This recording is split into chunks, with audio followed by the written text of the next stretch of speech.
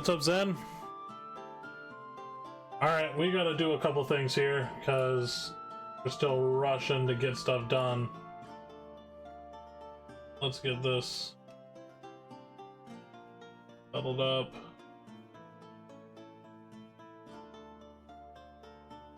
There we go, look at that. Beautiful piece of art.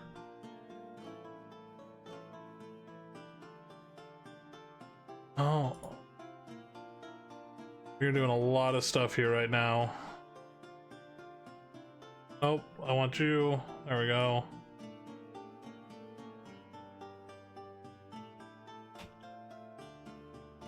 There we go, that's what I want.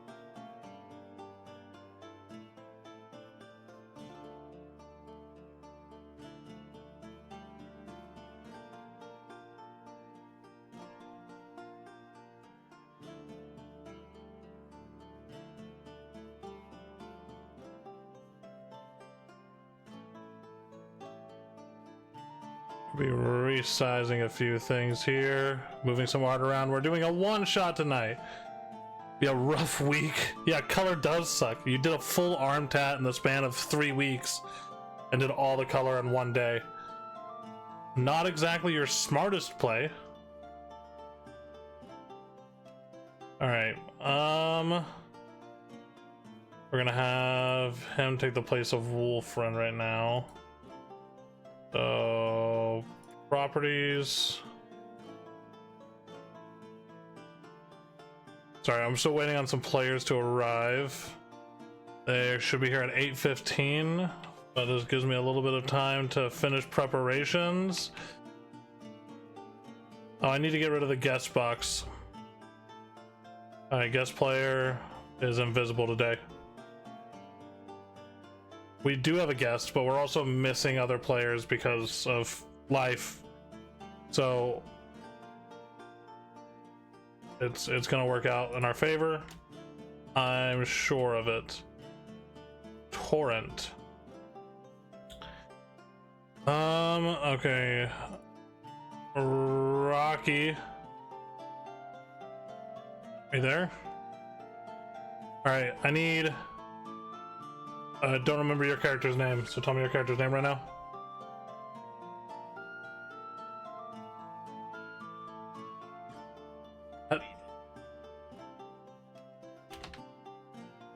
Alright. Also, you're loud as hell right now. Did you get a new mic? Okay. Yeah, that's better. I mean, you sounded amazing. You're just way louder than I expected. Valro. And then we got...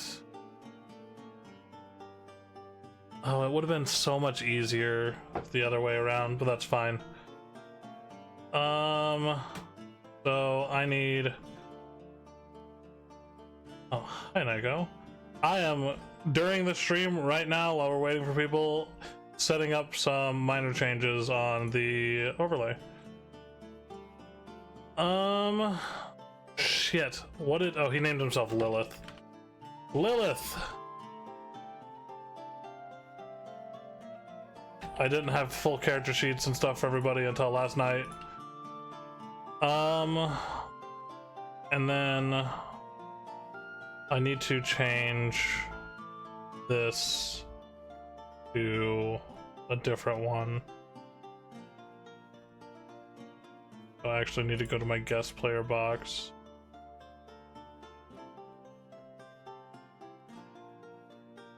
We'll see.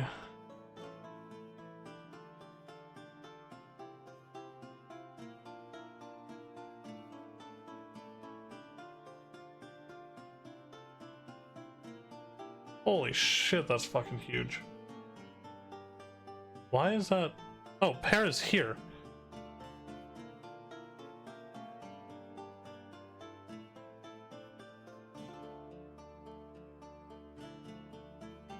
It's fine. Yeah.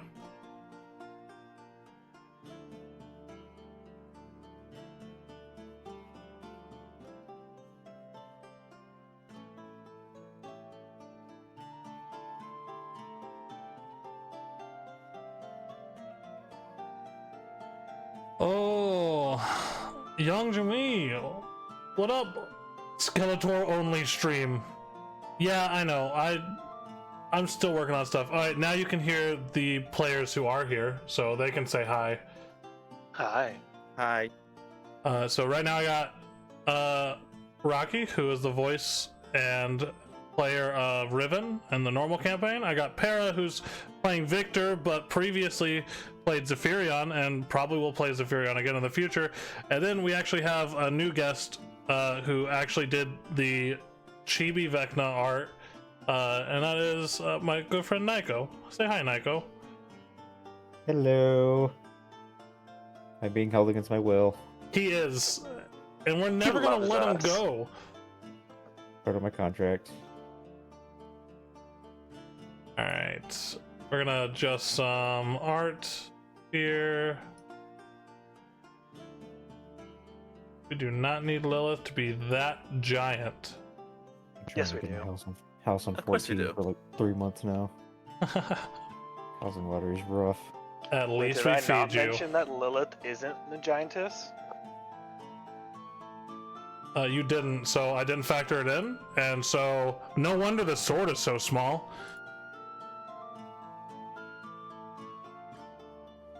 Alright, that one's good, and only one more to go. We're just waiting on the player of Mavra, who will not be playing Mavra today, but will be playing Seraphina.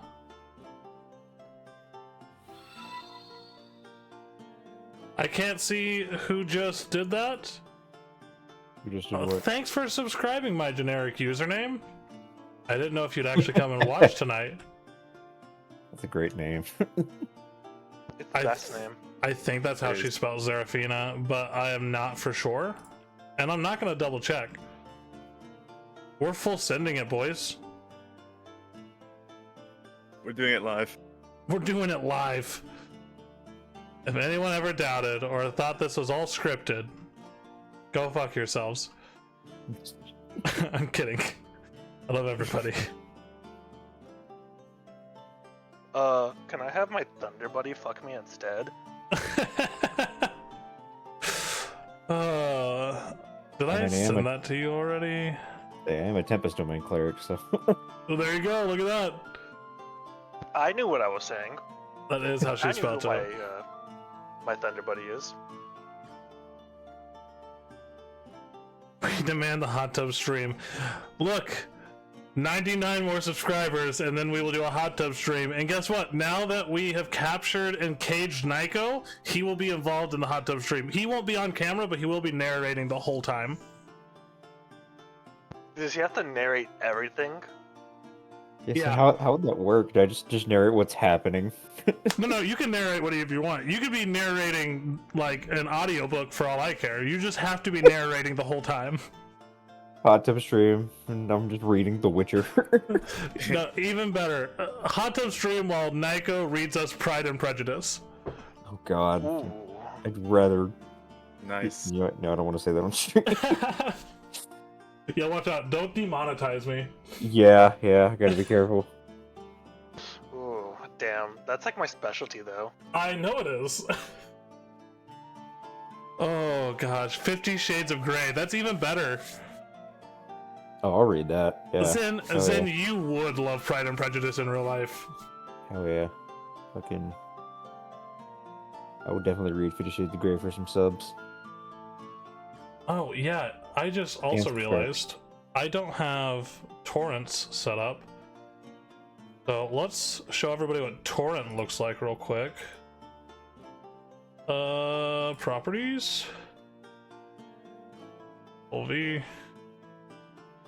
Close. Look at that boy. And I gotta open up the stream. I gotta see this. That's one sexy boy.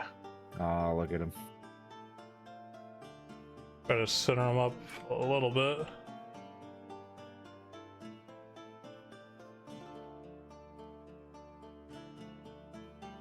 Horny man. He is a storm oni.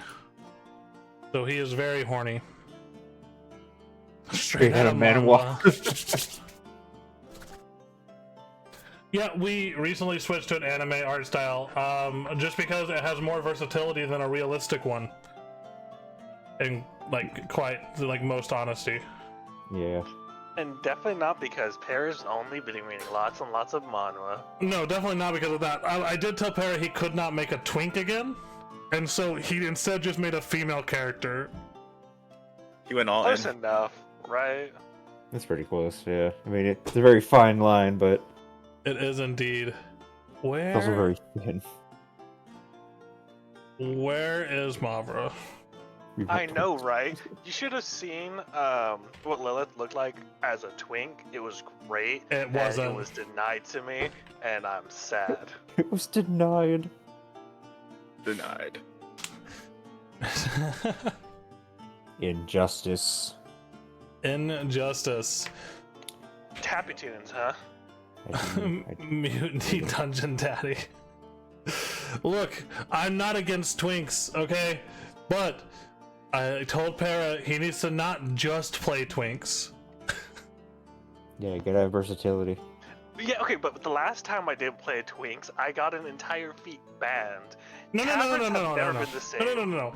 The dagger was a twink in his heart. He was a giant lion, man. How is that a twink? Are you gatekeeping being a twink? Versatility I'm is just saying, overrated. he was a giant lion armed with McRibs. McRibs! Yes, They I went to a ripped the tavern. motherfucker to death. No. They went to a tavern. He Was- made a character called the Dagger. By the way, his dagger was a giant hammer with daggers welded to the top of it. And Most powerful spell of all. he had Tavern Brawler. And so Oh. they were eating ribs, and he wanted to save the ribs, so he put a bunch of them in his pocket, and were using those as his primary weapon, and murdered like Primary throwing three weapon. people immediately with these ribs. And so there came a point where I was like, we need to stop this before he make ribs another motherfucker. God.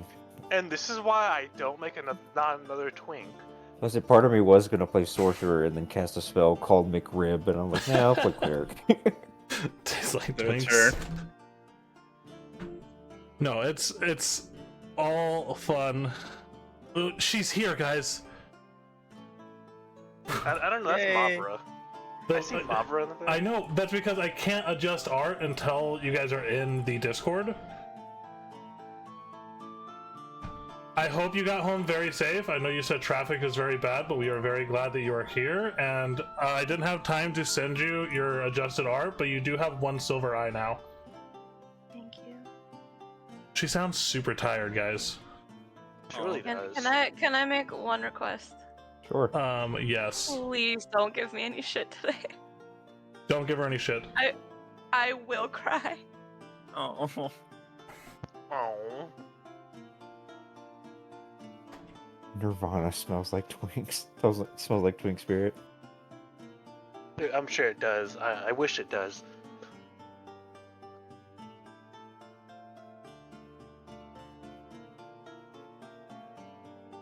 All right.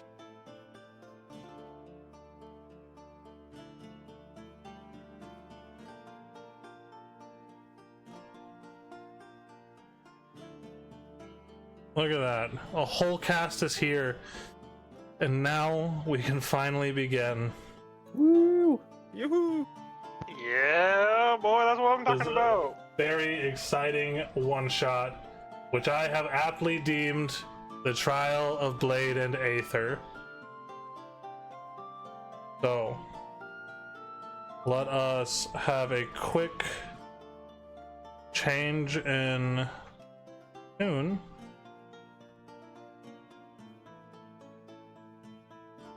And we will. There we go. What do you mean? There we go. Large city. Okay. This is where it's gonna be at. Whew. Thank you everybody for sticking around for our ridiculous grandstanding while we were trying to get everything together. Sometimes things don't come together as quickly as we would like them to. Also, Parrot totally didn't at all look at your Roll20 sheet, so Oh, And also, It's okay. I definitely didn't do this wrong. I did it 100% correctly. that looks good. Yay! You all added on, but you didn't add a button to activate cold damage, which I will add for you momentarily. You're the best. This is why I love you. Yep. So we are missing a couple people, and that's why we are doing this one shot, and I'm glad everybody is here for it. We finally get Nico on stream. Nico is amazing. And Aw. this one shot, I will say, I am a very, very avid supporter of player agency. However, for anyone who does not know what a one-shot is a kind of like a mini campaign that takes place in the span of one session. So there will be some things where I'm like, test of your reflexes. maybe not a test of your reflexes. My bad, sorry. I'm just turning off some soundboards. All right, so player agency is great. I do ask all the players, don't decide, hey, fuck this, let's go on in a completely different adventure, because I do not have anything else planned. Oh, okay. so you're saying? Got it. I will go off the rails if I need to. Mhm. If you guys absolutely want to just say fuck all of this stuff that Luke or Vecna has planned for the last week, it will hurt my soul. Oh, Oh, he's tempting me. Yeah. I will Yes. try to listen to anything that seems like a key point or hint. Yeah. We are going to absolutely try to get through this in one session. I know I am known possibly for doing a one shot that lasts 5 sessions, but I blame that on the Awesome. players. I fully blame that on the players. I mean, you give us an undone Yeah, invasion, of you course. overwriting? Never, Yeah, never same. happens. It's all Sin's fault. Oh, I- I 100% It is. blends in. It is Sin's fault. That fucker. All right. So, let's see. I'm not gonna get this other piece of art uploaded. There's no fucking way. Okay, cool. It's okay. We're gonna be missing one piece of art, but it's not key art. It was just to be like a scene filler, but that's fine. The One Piece. The one piece, yeah, you guys will never know what the one. Damn. Damn. Will you just be deleted already? You can't delete or archive a page that doesn't have anything on it. Well, that makes no sense. All right. So, we start the city center of El Macath, the shining city of splendor in the middle of the Empire. I'm sure all of our players are familiar with El Macath. Why wouldn't they not be? They live here and go to school here. Right? You're all very familiar with El Macath, right? Oh, very much. Sure. Yeah. Yeah. Right. So, in the heart of the Hecaran Empire, where Aether and magic weave through the fabric of society, and knights and mages, thieves, druids, all these adventurers come and gather within this massive city. The city of El Macath, the Shining City, colloquially known. Today, the city buzzes with anticipation, for it is the day of the trial of Blade and Aether, a celebrated annual event that tests the mettle and wit of the brightest young minds from the Empire's 2 most prestigious academies. And as Ooh. dawn breaks over the silver and golden walls, the air fills with the scent of excitement and the murmurs of a crowd gathered to witness the beginning of the trial. This year's trial is set in the Ravenwood Forest, just to the east of the walled city. A place of mysterious beauty, veiled by darkness, where the students will seek out elemental aether orbs. So, you all know, as you are about to participate in this joint training exercise, you're all grouped together, you probably know the other person from your academy. Seraphina, would you like to introduce yourself and kind of give a description and demeanor? Hello, I'm Serafina. I am a transfer student. I'm originally from Silvaris, but I was sent to Elmakath to learn the ways of knighthood. As I'm a bit stronger than most elves happen to be. A bit short, 5'5". um, I'm kind of skinny, but strong. Don't let it fool you. Um, I'm pretty smart. I can figure out most things. Don't cross me though. I don't like bullies. I do not like bullies. If I catch you bullying, I'll fight you. Don't bully. No bullying. In my face, never bully. Okay, bye. And then we will move right on over to Lilith. Good morning, everyone. I'm Lilith. I am a refugee from a theocracy. I was with the theocracy's military when I was younger. I was infantry for a few years. I grew up most of my adolescence working infantry, and I came here with my parents as a refugee and decided to enroll in the Knights training to try and find a better life for myself, since all I know how to do is fight.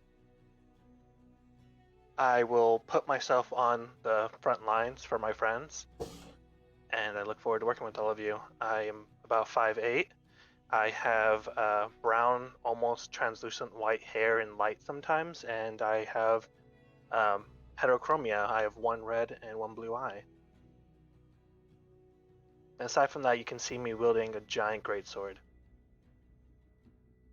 And I do want to mention, yes, these are all students. They are technically, for the most part, children, usually between the ages of 16 and 18, or the equivalent for their race. So yes, the theocracy does war crimes. They employ children in war. Get over it. They're bad guys. Torrent, want to introduce yourself? Yes. So, my name is Torrent. I am a Storm Oni, of Storm Originality. And I'm mostly here because, well, I had to go to school. I couldn't just keep wandering about, to and fro. My mother is a very, very strict woman. I am a cleric. I tend to go around and I want to study different gods and goddesses and deities of thunder and lightning. The natural power of nature itself is quite fascinating, if I do say so myself. However, a little thing about me is I tend to find that people try to go the diplomatic route most often, and in my opinion, there's absolutely no stock in Withia well-mannered folk. Money and manners won't save you from a hungry owl there. I'll just be honest with you right now. I've made quite a few friends here, the ones in my party as well. Very important to me. It's not very often you find companions on your traveling days, and while this is technically a school, I didn't have to come here to make friends, but I was fortunate enough to meet these wonderful people. Therefore, they are my family, and they are the most important thing to me. Even if they tend to antagonize me. I'm a bit of a runt. Usually our people are around 6 foot tall.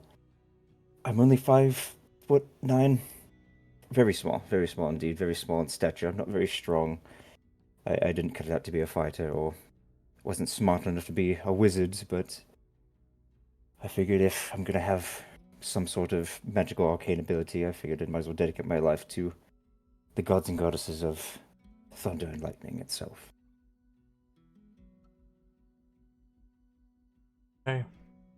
And finally, last but not least, Valro. Hello, my name is Varo Ravid. I'm not from here, as you could see. I am from Granheim. I was very proud to be from Granheim, and, well, I have a very affinity with magic, but I couldn't study there, so my family decided to move to, well, help me get to the Ember Spire, and now here I am. Well, I'm quite nervous, you see, because I do know some of these people, but I feel like I'm a bit of an outsider here. My eyes are striking gold. My hair is brown with a bit of curly hair. And I wear glasses because I can't really see very well without them. My mind is it's quite good, but my strength isn't very much so. I'll try my best to help, but I do not want to be a burden to anyone. Especially since, well, there's a lot on my mind right now. My family, well, they're doing well. My brother's missing. So, in that last letter that I received, it has really shaken me. All I want is to finish this trial and see what's going on over there back in my homeland. Okay. So as you are all grouped together, there is almost like a loud, high-pitched tone as a Aether crystal is positioned on a stand. This is a microphone. I mean, magic. As you guys see, Bartholomew Cinder, the headmaster of the Cinderspire Academy, approach it. Next to him, a man that you guys would also be familiar with, Erwin Julius, the Knight Commander and Headmaster of the Julius Knights Academy. As a brief cough from Bartholomew. Esteemed students, faculty, and citizens of Elmacath, today marks the commencement of our annual trial of Blade and Aether. We gather here at the dawn of this splendid day not only to witness the courage and intellect of our young students, but also to celebrate the unity and strength of our academies. As the headmaster of the Cinderspire Academy, I am proud to stand alongside Knight Commander Erwin as our students demonstrate the power of their Aether and the mettle of the, well, much prestiged students of the Julius Academy combined. Erwin steps in. Thank you, Headmaster Cinder. As we look towards the Ravenwood, let us remember the essence of this trial. It's not merely about retrieving these Aether orbs or proving one's prowess, but it is proof of our students' ability to adapt, collaborate, and overcome. The Julius Knights Academy has always valued the principles of honor and resilience, and today we will see these values come to life. Together, let us watch as our future leaders forge their path in this grand tradition. Indeed, Knight Commander, but let us also remind ourselves that while competition sharpens the blade, cooperation strengthens the shield. As you all venture into the Ravenwood, remember that each challenge you face is designed to bring out the best in you, in magic, in combat, in strategy, and in heart. And so, with the city of Elmacath as our witness, we will set these brave souls on their journey. May your spirits be as strong as the walls that protect our beloved city, and may your actions reflect the greatness of the empire we all serve. To all you students, we say, let the trial of Blade and Aether begin. To honor, to magic, and to the spirit of camaraderie. Begin! With these words, the headmasters ignite the competition. As the crowd erupts in cheers, the young contenders begin to make their way to the starting points. Hearts filled with determination and minds alert to the challenges ahead. But what exactly awaits you all in the Ravenwood? So, as you all head towards the outer gates of the city, your goal is to retrieve 3 Aether orbs. There are Aether orbs spread throughout the entire forest of 3 varieties. There are air Aether orbs, there are fire Aether orbs, and there are earth Aether orbs. You must retrieve 1 of each. Only 6 groups will pass this contest. So those 6 groups that do end up passing will receive rewards befitting their placing. I'm not going to get into the rewards right now, but it is 6 in the morning as you guys set off. Any students not back in the city walls before nightfall immediately fail, and then faculty will go to find and retrieve them. So, as you guys begin to approach the Ravenwood, as you leave the where's my notes? Yep, okay. As you step away from the embrace of El Macath's walls, the ground beneath your feet changes slowly from the well-trodden paths of the city to the untamed, leaf-strewn earth of the Ravenwood. The air here is cooler, heavier, filled with the deep, musky scent of ancient growth and undisturbed earth. The trees, towering and venerable, stretch skywards with thick trunks and sprawling roots, their branches weaving a dense canopy overhead. The living ceiling grows thicker as you venture deeper, slowly snuffing out the daylight until only slivers of light penetrate the darkness in a dappled fashion. The initial openness of the forest's edge, with its intermittent flashes of sunlight, gradually constricts into a more enclosed and shadowy surrounding. The absence of any path will make your journey challenging. Each of your steps in negotiation with the natural world, untouched and unshaped by human hands. Twisted roots and dense underbrush hinder your progress. You all should remain vigilant. Be ready to adapt to whatever this new environment will throw at you. Now, I don't want you guys to be confused if you don't have dark vision. Does everyone here have dark vision? I do not believe Nope. so. I have dark vision. I do. I have dark vision I as well. would love to know, but I don't have my sheet. It's in roll 20.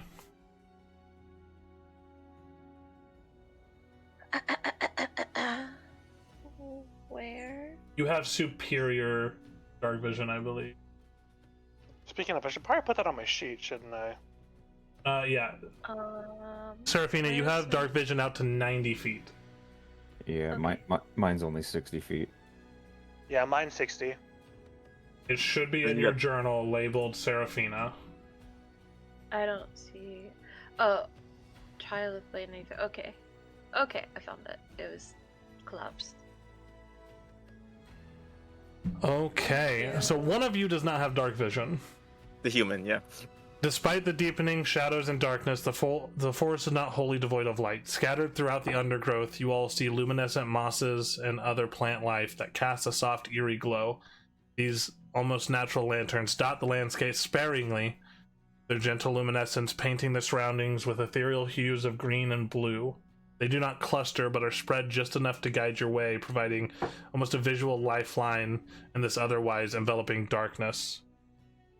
Among these ghostly lights, you occasionally see ancient rune-covered stones. They emerge sporadically from the forest floor, pulsing faintly with the remnants of old Aether. These stones serve as almost landmarks as you pass through them, humming with energy that suggests they are not merely decorative, but are serving some sort of purpose, perhaps connected to the very essence of the Ravenwood itself. As you delve deeper, the forest's sense of mystery and power grows. The whispers of the wind through the trees carry voices. The rustle of leaves hint at the presence of unseen creatures watching from the shadows. Every sense is heightened as the line between the natural and the supernatural begins to blur. What would you all like to do? Read the Aether Stones on the path. Read them? Mhm. Okay. Yeah, when she's doing that, I would like to look around for the other creatures that were hinted at being around us. See if they're any near us or in threat of us.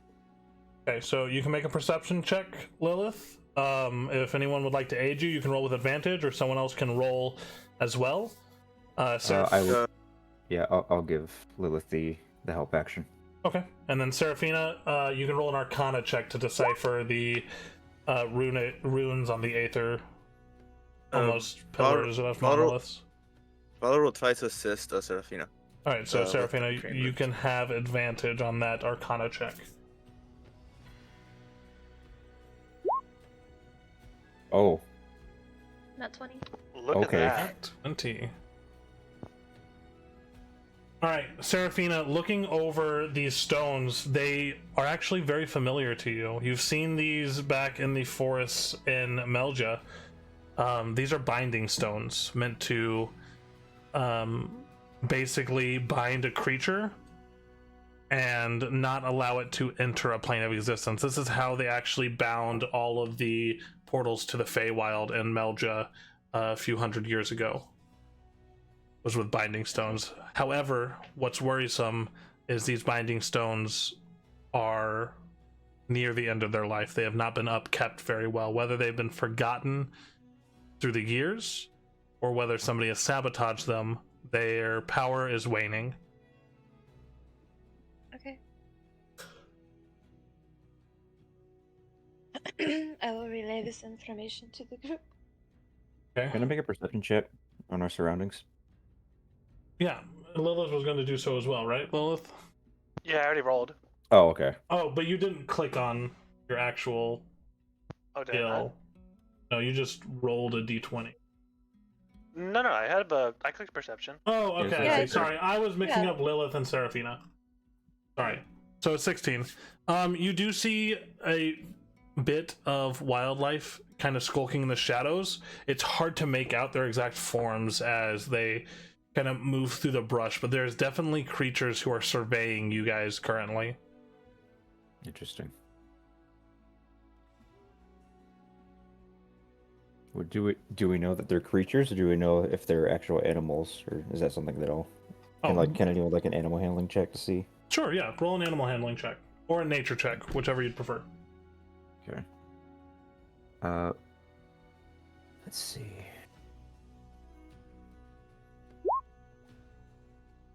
Damn, look at that boy. 22. Look at that. Kind of paying a little closer attention to the things that are skulking about. Most of them do seem to be some sort of animal, whether it is natural creatures or not. They are not humanoids that are currently skulking about. These are definitely some sort of creature other than a human or sentient being. Just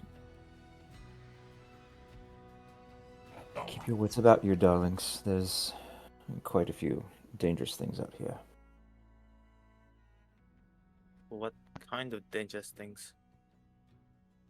Seems to be animals. Could be an owlbear. Could be just a normal dog. Who knows? I I'm think sure it's not humanoid. anything we That's for can't sure. handle. Of course. Well, the professors must have known about that. I'm sure they wouldn't put anything too hard for us. I'm sure it's nothing we can't handle. Just stand behind me. I'll keep you all safe. As I just kind of hunk and lug my greatsword over my shoulder. I do want to point out this greatsword is almost longer than Lilith is tall. How tall are It's you, a Lilith? great sword. 5'8". Yeah, it is almost It's a giant longer than sword. Lilith is tall. So, Do we have? go ahead. I would say, do we have any direction on finding these orbs? Like, is that what the runes are for, or are we just trying to pick up like a trail, or are we looking for magic objects? You guys were not given any direction as to where the orbs would be staged, only that they would be scattered throughout the wooded area. Got it. Also, for those who I didn't tell, everyone should have one basic healing potion. The 2 members of the Aether Academy should each have a med kit, and the 2 members of the Knights Academy should each have a survival guide, which would have like basic plants that you could eat and that kind of stuff, like how to make traps and that kind of the like. Neat. Okay.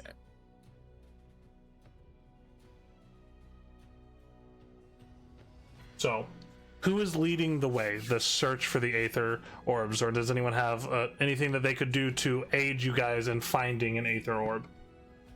So we already looked at the binding stones, correct? Yes. Yes. They're relatively well used Well, near the end of their life. I could summon my helper, Paila. You have a helper. have a very wise and very acute helper. By all means. And then Torrent gives like a small little golf clap because he's excited. Valro's just like blushing a little because this is the first time he's been like tasked to do something. And he's like, and he even just does the whole like glasses thing, like tilts his glasses a little. Oh yeah. Aslovesta. And he summons he does a find familiar and he summons Pyla, a cat. Yes. So the small cat. I did not make a token for your cat. I'm sorry, guy. Sag. You're So just he gonna gets imagine it's NPC. there. Can't you Just just steal gotta the cat that's with on my Zeph one? Oh, I could literally do. Yeah, Okay. it's a bit of a fatter cat. Yeah, you just carry on with your description. You will have a cat momentarily. All right, so the cat is. I forgot the description. Oh no. So basically, the cat is a. You can tell that the cat's like from the desert, by the way how it looks. It has its little, cute little tuffy ears. It's yellow and white. It's little stripes around him, and he looks like he has like a little beard, but it's just part of his fur. And his eyes just give this inquisitive look of like being absolutely adorable, but also he has the sense of there's something to him that he knows what everyone's talking about.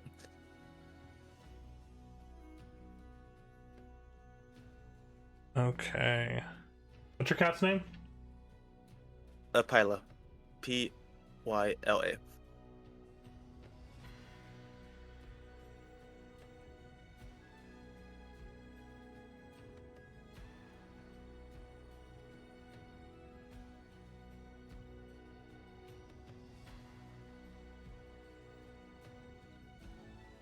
Well, look at that cat that's standing on the stairs. Yeah. Ignore that cat. You Aren't select a an token. adorable little thing. And this should be available for Elro. Torrent's a huge cat person. It's not going to have any stats, so I hope you're not planning on using it for combat. Don't worry, of course not. Right, it is in I your like- journal. Woohoo. I'm gonna ask one more question. Lilith, how much damage did your Rite of Frost do? Give me 20 seconds and I'll tell you. Rite of Frost. It does not actually say on here. Okay. 10d20. Let me, let me look it up on the thing. Equal to your Hemocraft die. Your Hemocraft die currently is 1d6, so it does an additional 1d6 damage. Interesting. Torrent's on his knees, giving Alright, so the cat a little scratch. on your sheet, underneath your greatsword, you should see a global damage modifier with a little checkmark box. When you activate your Crimson Right, make sure that checkmark box is checked, because that'll automatically add the damage onto your greatsword. You're so great. Alright, so you have summoned Pyla. What is your plans for Pyla? Well, Ravid's going to kneel down towards Pyla. Well, he sees Torrent petting the cat, and he just smiles a bit, appreciative of a fellow cat lover. And he's going to whisper to Pyla, like, "Could you help us find the way, please?" And Valro's gonna send Pyla and to try and see if there's any tracks around the area. And he wants Pyla to perceive if there's like any tracks leading to any sort of direction that will help them. Okay. I want. Which means What is your intelligence? 18. Okay. Jesus Christ. Can you That man's roll? smart. Can you roll an insight check for me? Sure.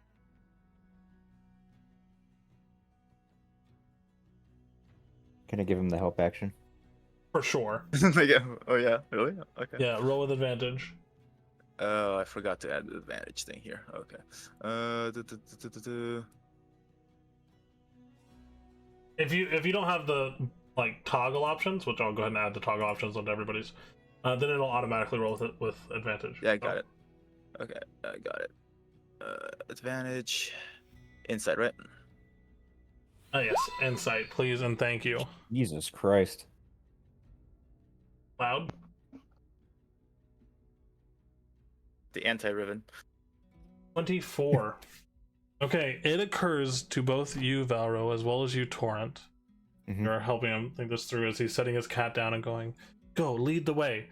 There are a numerous number of creatures you've already identified stalking you, and you're about to send a poor, small, defenseless cat off into the forest alone. You think we should follow it close behind?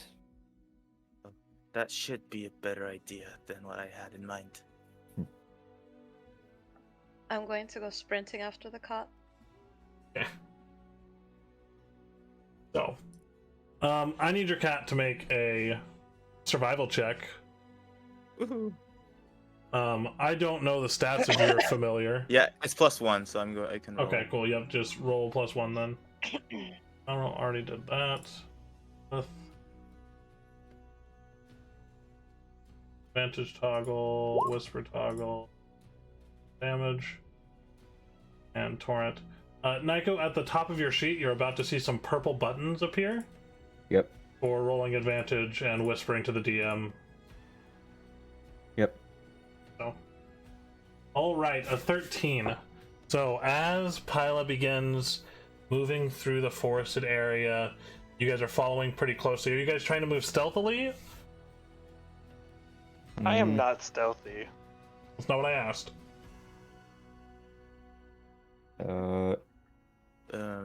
That's a good point.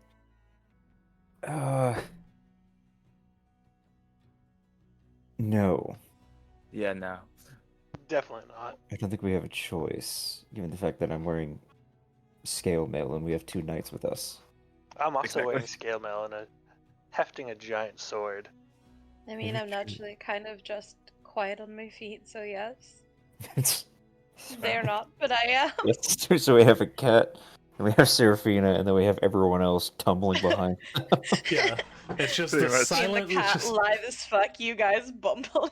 the silent footsteps of a feline, and then the even quieter footsteps of a very well-trained elf skulking through the forest, and behind them, clank, clunk, chunk, as 3 heavily armored individuals and a clumsy student of magic kind of fall behind.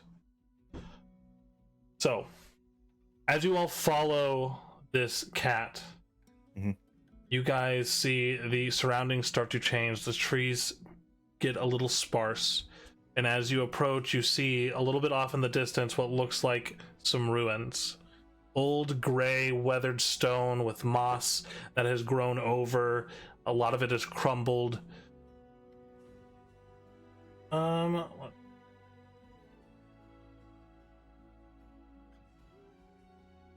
Kinda like That's weird. this. Whoa. Oh, only one of you is on the map currently, but I can There's- solve that real fast. This reminds me of a video game I played as a child, involving a blue rodent. What is a video game? I don't know. Fascinating, isn't it? Is he talking to himself?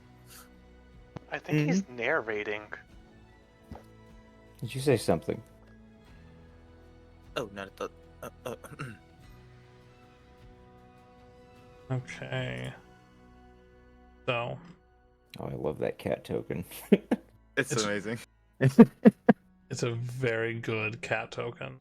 Say, do I have something fitting for this? I'm sure I do. Did not want to do that.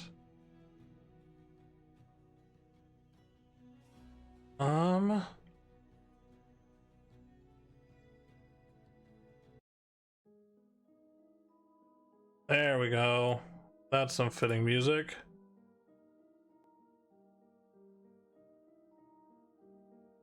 So, as you guys are approaching these ruins, you are you doing anything before you move into the main area of these ruins? I should ask. Checking for traps. Yeah, can I do a perception check? Yeah. Are you looking for anything specific, Torrent? I would say I want to look at those trees in the distance, and then this tall grass here. I want to see if there's anything like within them, if there's any creatures or any traps or anything like that. If only I had the Pokemon theme pulled up, I would totally make you Pokemon. encounter a Pokemon right now in the tall grass. You find a Charizard! Oh no. Go ahead and roll a perception check for me, Torrent. If somebody would like to assist him, they can. Otherwise, somebody else can roll a separate perception check. And then Seraphina... Oh, go ahead, Valro. Varro's also going to make a perception check of checking for traps and stuff. Okay. Yeah. Seraphina, I need you to roll an investigation check as you survey the area for traps. And can I try and see if I recognize what kind of ruins these are? Yeah, roll a history check. Jesus Christ. Natural 20, Torrent. Way to waste that on a non-combat thing. Alright. Also, Valro gets advantage because of his eagle glasses thingy. What's it called? The Eye of the Eagle. Oh, yeah, sure. You never told me that you were using the Eyes of the Eagle, but whatever. Oh, I thought I sent you the two magic items. You did that. You sent me the character sheet, but I didn't look at your magic items. I knew one of your magic items. We discussed it. But all good. Perfectly acceptable. I do not mind. Alright, so let's take this in stride. Seraphina, as you are looking around, you do not notice any traps in your surroundings as you guys begin to move closer. Nothing set by humans or anything like that. You do ward the group off slightly of some uneven ground that looked like it could give out to a slight downhill slope, but other than that, nothing really catches your eye as something intentional placed before you. Okay. Torrent, for your perception, you are looking through the grass is tall, and through the trees in the distance, you do not see any creatures around you. Actually, it's strange that there are no creatures around. You don't see a single life form other than yourselves within probably 30 feet of the perimeter of this clearing. Things seem to be avoiding this place. I'll leave it to the party. Also, looking forward, you see the central building that is still pretty much intact. The roof is there, everything is there, and there is a doorway that is open, and inside you see a glowing brownish green orb sitting on a pedestal.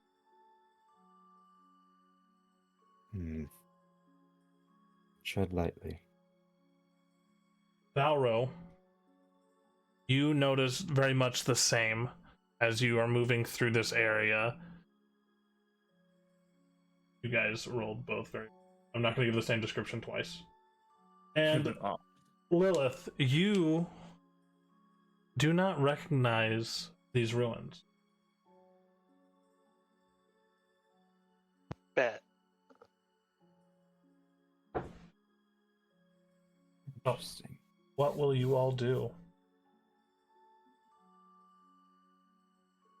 Good question. There must be. Our objective must be there, surely. I mean, it's a ruin. Yes. Just tread lightly. Doesn't anyone else find this a bit odd that we're the only ones here? I find it Since odd me- that there's not more stuff around us. Well, No visible trap or guardian. yes, well, while there may not be any physical traps, I'm pretty sure there's some kind of an enchantment going on. No doubt that once we get a bit too close to the orb for comfort, something or someone is going to summon something or someone. So we should prepare for battle. Let's go. But I guess we're Walking going in. speed. but He starts walking fast after you, but he's not running. He's like walking speed. Walking speed. Yeah, same here. Watch your step. Pyro, come. Mind your toes.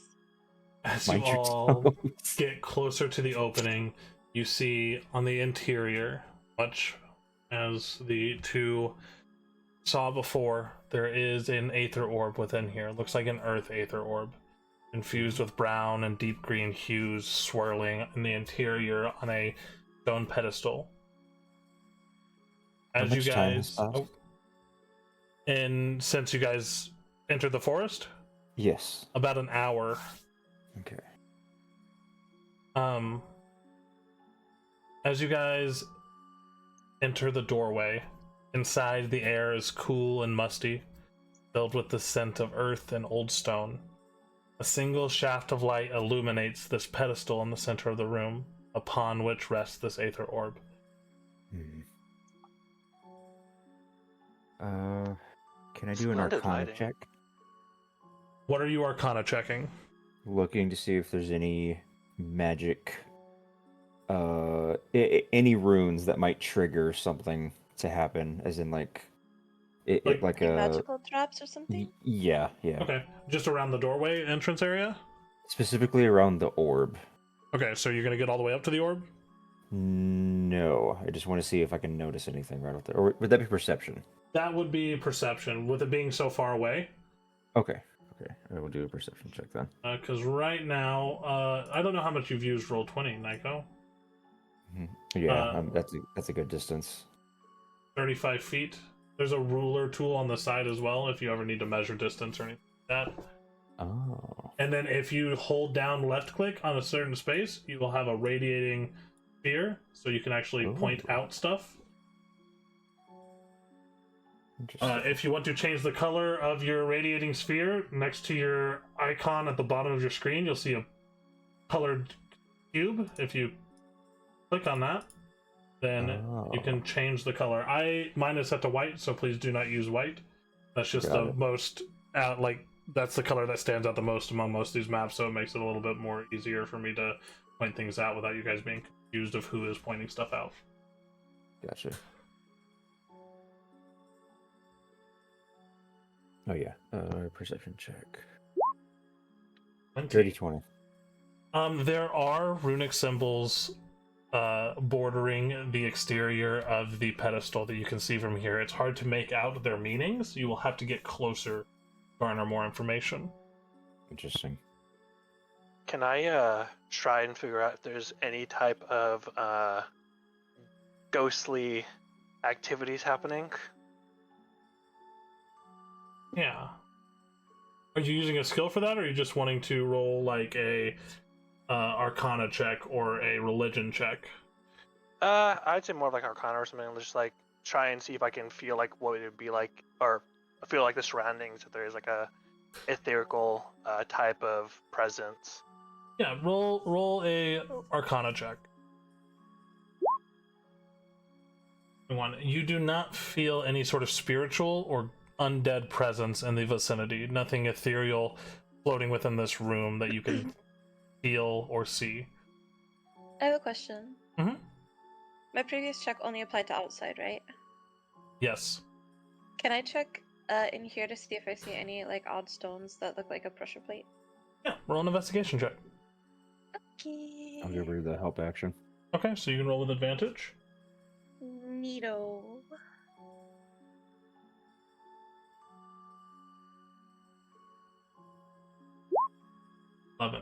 You do not see any stones out of place or that would seem like they would trigger any sort of trap. It seems pretty safe. Torrent did notice the runes on the pedestal, but as for like in your immediate vicinity, no traps that you can tell. It seems pretty safe in your mind. Yes. May I propose an idea before we walk in? Sure, why not? Well, one of you two could, by all means, walk straight to the orb. However, I feel at least the other three should probably walk around the outer perimeter, give or take. Just so we You don't have even think space. the outer perimeter would be trapped too? I just rather, if I'm going to step on a pressure plate that blows up, I'd rather it just be me, if you catch my drift. What are the odds that when we take that orbs, Good question. they start to crumble? Why don't or we find something? out? I've always been a gambling Agreed. man. I have a better idea. 17 Yes. years old. I've always been a gambling man. I have a better idea. Okay, Lilith, my wonderful, Yes. beautiful Lilith. Since you are already in the middle of the floor, why don't you walk up, and then if the path is safe that you take, then we just follow. Easy. Very true. I can't cure wounds. How cautiously are you walking up to this orb, Lilith? I'm ready for a fight, and I'm Sorry. kind of being perceptive as best as I can. Are you walking, or are you like? Are I'm you very flat much out? walking. Okay. Or are you like strutting? I'm strutting. No wind in my doors. I have confidence. I Lilith. trust that they checked for pressure plates. Lilith does the gritty all the way to the orb. Gritty. The gritty. The Conor McGregor wall. As your feet move in front of you, step after step, trusting your allies to have found any traps, make your way up to the edge of the pedestal. As you approach, see, I need you to roll a perception check. Nothing happens at this point. Oh! That's a 20. You see this orb floating above the pedestal, not even touching the stone that the pedestal is made of. The runes encircle the exterior of this pedestal, and other than that, you don't see much out of the ordinary. Nothing at all, huh? Well, I'm gonna turn back around towards them. Yeah, seems relatively safe. I don't see anything. One of you magic boys go to read the runes, and I But- stay here to help guard entrance. I would love to go up there because it's my specialty. Go. Really. Hmm. Thank you. As he carefully, almost like bumbling, he just gets forward. Wait. Laro, did you take that exact path off to the side of where Lilith went? Why did you Let's take just the say, Lilith's exact path? I'd say Balvro just slipped a little bit and just like right here, Okay. and then just went back to Lilith's path. He Okay. definitely said he was skipping up towards the orb.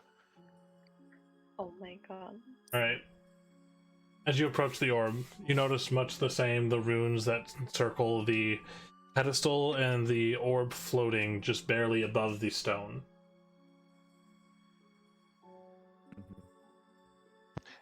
Any idea what this means, Uh, Valro? Valro is going to try and discern. Are there any like runes on the Yes, I would have. creation? Yeah, just I would. just I making would have sure. relayed. Yeah, I would have relayed the Okay. information I found to y'all. Perfect. I'm- Then Valro's gonna. Sorry. Oh, yeah, I was gonna help you. Yeah, Valro is going to try and discern the runes. Roll an Arcana check. Torrent just shouts from the distance, like, "Do be careful when you pick it up. I would highly recommend wearing a glove. Last thing we need is you having sausage fingers as a curse." Okay. As he just turns around. Also, is Lilith helping him? Yes, you I have- said I'd help you. You have advantage. Well, Lilith Okay. is helping you, so disadvantage. Okay, this is Disadvantage, but I have good Arcana. okay. Lilith has really dirty hands. Jeez. My hands are pretty dirty. I do have lots of blood on them. She ate like a whole rack of McRibs right You- before you, she started. haven't fought anything yet. Oh, not Yeah. here. I don't wash my It was hands. I that don't whole believe in half of cleanliness. barbecue chicken we had before we got here. That's why the Love creatures getting are burped. following you, because Lilith has a whole rotisserie chicken in her backpack. Oh I god. get hungry. Gimme that rotisserie chicken.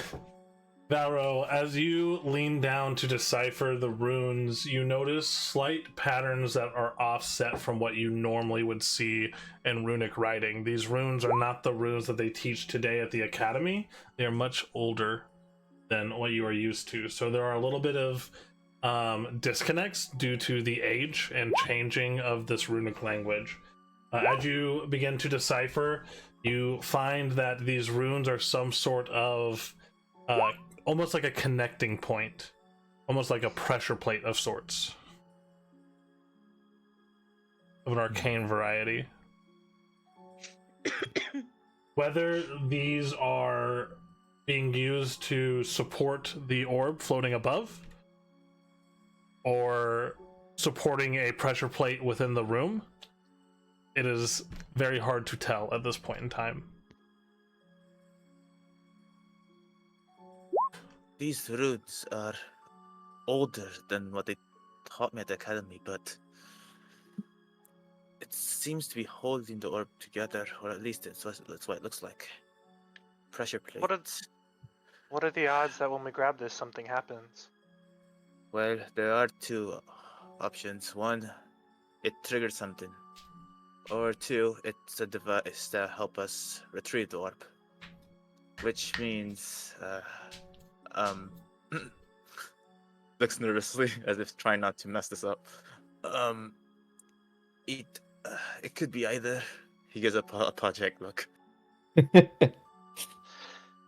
You're very useful. Serafina, I'll yell over. Yes, gorgeous.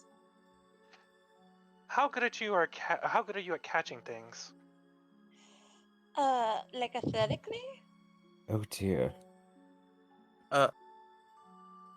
This is a very priceless subject. I'm not sure that the professors will agree that would do something like this.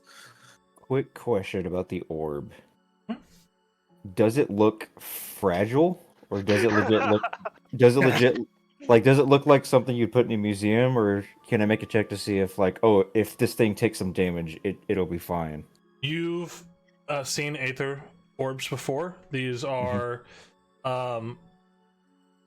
not the most hardy of things. It is made of crystal, so it can shatter and break very easily. If you do something to damage it, there is a chance that the Aether that is infused within it could escape, and at that point the Aether orb would be innate, and you would probably be out an Aether orb. However, there is a chance that it won't break. It just kind of all depends. Do we know this, or can I relay this to the party, or is this something that was kind of explained to us before we started? This was not explained to you, and the members of the Knights Academy probably do not understand this. They don't really deal with Aether orbs too often. No, we deal with Yeety McFleety. Would Valro? Because I'm pretty sure they were just lining up a batters up situation. I'm just saying, if not ball, why ball shaped? You know what? I was Lilith. That's my bit. Wait. So yes, Torrent, you might want to relay this to your allies as you see Lilith probably starting to warm up. Yeah, okay. Yes. All right, I'm gonna do two things. One, I'm gonna yell to Valro. Well, maybe you should let her know that this isn't exactly a sports ball. If you could try to convince her to not throw it, and then I'm gonna turn to Serafina. I'm gonna whisper basically like, if she actually does throw it, I'll give you the help action. Don't worry, I'll stand behind you just so you don't actually end up dropping it. Jackass, I can hear you. I'm not that far. You could talk to me. You can drop it. I say at full volume. That would be a horrendous idea. Well, we don't see you Cinderspire people making any better suggestions, so TikTok or we're throwing it. This is just in case it does have something happen. Just in case. And maybe if it looks fun to throw it. It kind of feels like it'd be fun to throw it. I know, right? Valro I like nudge Valro. Valro immediately is just opening his arcane grimoire and just looking through his several spells. Fuck. Trying to find something No desperately. time like the present. And I'm gonna reach for the orb. No, hold on. Okay. Reaching for the orb? I'm reaching for the orb. All right. Stop! And then Are you doing anything to stop him, Valro, or are you? Yes. All right, so I need competing sleight of hand checks. Oh dear. Oh great. Oh. Ooh. Ooh. Yeah. I mean, Oh, Nah, there's no way. There's no way Varo can win. He had a We'll plus try. 1. Hey, you Well, can you roll have a plus natural. one. You can roll a natural 20. That's true. And then have a roll off. ah. No. Yeah. Ooh. Okay. Ooh. Fumbles. Okay. Lilith, you grab the orb. Are you pulling it off of the podium? Yeah. Alright, as you pull the orb off of the podium, there is a brief moment where there is a flash of light. So I need a couple things at this point. First of all, right. I need dexterity saving throws from Seraphina and Torrent. Oh dear. Not the cat. Oh, yeah, and your cat. Wow, you killed the cat. Nice job. 16. Let's see what. Okay, plus so here is what's going to happen. You both succeed. Those are very good. What about the cat? The cat is Failed. dead. The cat is dead. Oh no! Oh no! You killed Pyro, you bastard. As Fully loaded Glock comes out of the wall and shoots a cat. Didn't bring your cat with you. as You're from, supposed to be safe.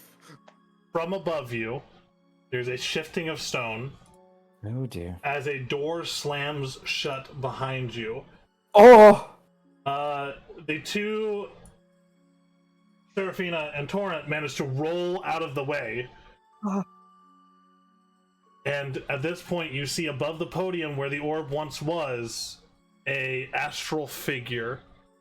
Not a humanoid figure, but a numerical figure, as you see a 5-minute timer that begins ticking down as a lever begins to unfurl from the edge of the podium. The stone lever kind of starts to push out, and a 5-minute timer starts ticking down, and from above you, sand begins to pour into the chamber. Do you think he'll forgive me if I put it back? You Worth a wait shot. for that. All right. So This you is said fun. It's a lever puzzle. just comes out of the pedestal. Yeah, so like if like the edge of the pedestal, like towards the center of the edge facing the door, a about 3-inch wide by 18-inch long piece of the stone actually unfolds from the edge of it, and is now just like a lever sticking out of the edge. Got it. I don't know how. Would that be investigation or perception to see if the lever? How big is the lever? Does it look like it's made of like solid fucking metal, or does it look like something that we can probably just strengthen and pull? It's made out of stone. Or is it activated? As Oh. in, like, is it the reason? Roll an investigation or an arcana check. Gotcha. Valro will try to assist if Okay. if Torrent tells him. If not, he will just let Torrent do his thing. Yeah. Torrent would ask for help. He would ask specifically you, since we go to the same school. Nothing your was help good. with- Seraphina. I need While your they're help messing looking at with this. Come here. I will say Torrent's just mortified that he just saw cat pudding be made right in front of him. So, investigate. You said investigation or arcana, right? Yep. Okay, If you are getting help, then you can roll with advantage. got it. And I just click advantage and then roll. Yep. Boop. Ooh. That is a 19. Seraphina. Okay. Yeah? You realize while looking over this lever is some sort of reset device. It is not the cause of what is happening, but possibly could result in ending what is happening. But it is directly connected with the runes to reset the pressure plate or the mechanism that is causing what is happening. Got it. Do the runes look like they're in? Are they just normal magic runes, or do they look to be of a certain language? Like, 'cause what I'm trying to see is like if they're like numbers or if it's like a pattern or something. With your check, they do not seem to be a intentional pattern past the actual effect that they are causing. They are a variation of the runic magic language that they teach at the academy, but much older. So there are some disconnects, like Valro discovered previously. Interesting. I relay that information about the lever to everyone else in the room. Well, those two would be out over there. Let's see. How many? Oh dear. How many vents? So it's 4 vents specifically. Yep. Pouring out sand. Okay. Hmm. I would like to Castle. something. Oh wait, hold on. I don't think I have it. No, never mind. I don't want to try that. I don't have Rare Frost. I was gonna try to freeze one of them closed, but I don't have that. Let's Same see. here. At this point, the timer is ticked down to 4 minutes. Mm-hmm. Yeah, we're gonna fail. I don't think see. fire spells will work here. Oh, by the way, I totally have a real life timer going right now. Mm-hmm. All right. Can I touch the runes? Do they look like they need to be touched, or do they look like are they like pressure? Are they buttons? Like, can I push them in? As you move your hands across them, they are not any sort of buttons. The runes are carved directly into the stone. The only mechanism that you can see in action here is the lever itself and the areas where the sand is coming down from the ceiling. Got it. Can I pull the lever to see if it'll reset the timer? Yep. As you pull the lever, the timer resets to 5 minutes. Mm-hmm. Sand stops pouring for a moment, and then after about 15 seconds, the timer starts counting down again, and the sand begins pouring again. Okay. How sturdy does this wall look? I mean, it's made of solid stone. So not that sturdy. Well, yeah. Would that be medium sturdiness, or would it be? I mean, you guys can roll a nature check or of the like. Are any of you masons by trade? That would give you advantage on it. I get advantage for negative. nature checks. Totally. No, I'm kidding. I think that was survival, actually. Yeah. Is there anything on this wall? On that wall, roll an investigation check.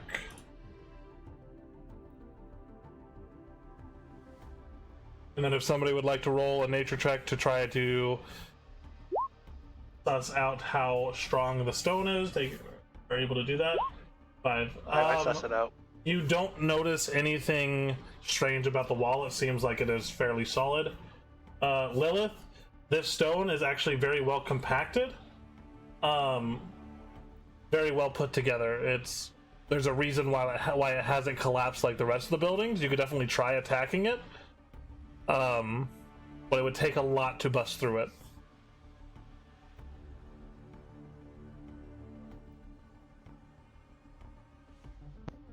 What do you think the answer is, guys?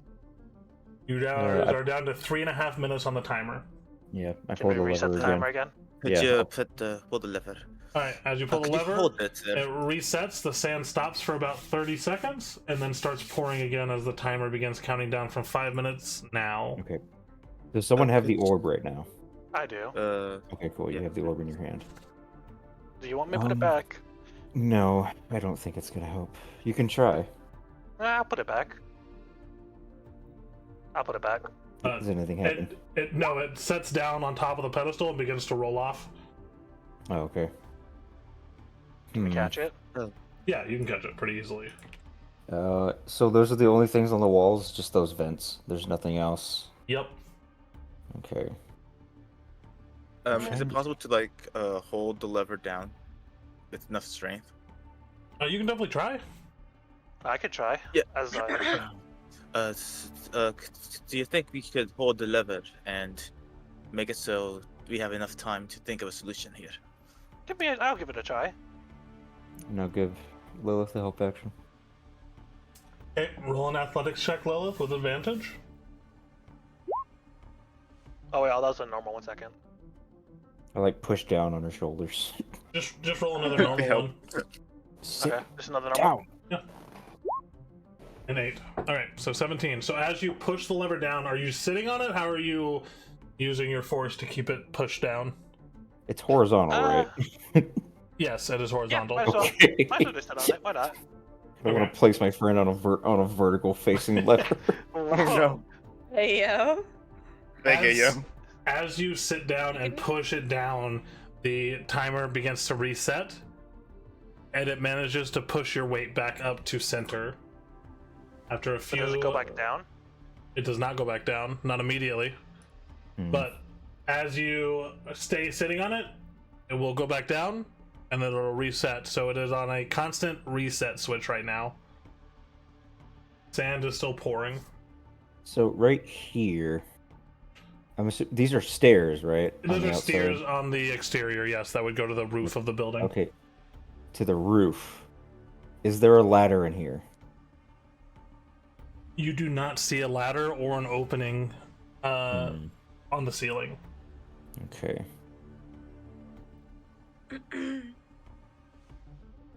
Interesting. Is there a way to use the Aether Stone? Maybe. Can we use the Yeah. orb to... I mean, it's effectively an Aether Stone, so like you could channel magic through it. So any Earth-based magic spells would have increased effects and that kind of stuff. Interesting. What if this timer was actually a timer for the door opening? You Maybe. know. Because But the sand doesn't seem to be stopping. Volro, could you please pick up the orb and maybe use it to channel something? Maybe just stop this sand in its place, or maybe break down the door. One of the two. please give me the orb.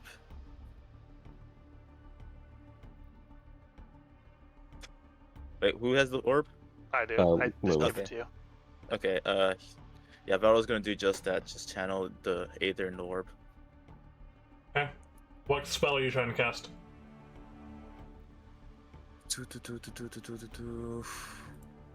Nothing Does it ha- really would work. Does Yeah. it have to be a spell we know? It Yeah. has to be a spell you know, yes. Okay. Does Valro have any earth spells like Mold Earth That's- or Earthbind That's or that's the one school he did not take. He failed Earth. Can I use We're dispel going magic? to die. what are you wanting to dispel the magic on? The podium? The podium, yes. Okay. Yeah, cause like Do I have to just make a check for that? Yes. Just let me look this up real quick. Choose a creature, object, or magical effect within range. DC equals 10 plus the spell's level. so let me do that. Okay, Oh. so go ahead and why you're doing dimensional shove? That was an accident. I just clicked. All right, so you are gonna make a wisdom check using your So DC is 10 plus the spell's level. Got it. I will not tell you the DC before you roll. Okay, so I just click it, right? Well, Yep. yeah. What level? Level 3. That's okay. Give me a second. Imagine this is how we end the one shot, just dying to sand. Oh, okay. Using your okay. Yeah, so if you So just it's- click on your wisdom ability, Yep. then it should automatically just roll a wisdom check. Oh no. Or you go to cast a spell magic, it does not seem to penetrate the magic on the podium. Got it. It's not 4 plus my spell attack bonus. Do. Any spell of 3rd level or lower. Did you see an essential check? It says just using your spellcasting ability. You can add your bonus. What's your bonus to it? It's only +5. I don't know Okay. if it's gonna It do it. would still not breach the spell DC. Got it. Okay. Well, that's the 3rd level spell slot I just used, unfortunately. Wait, never mind.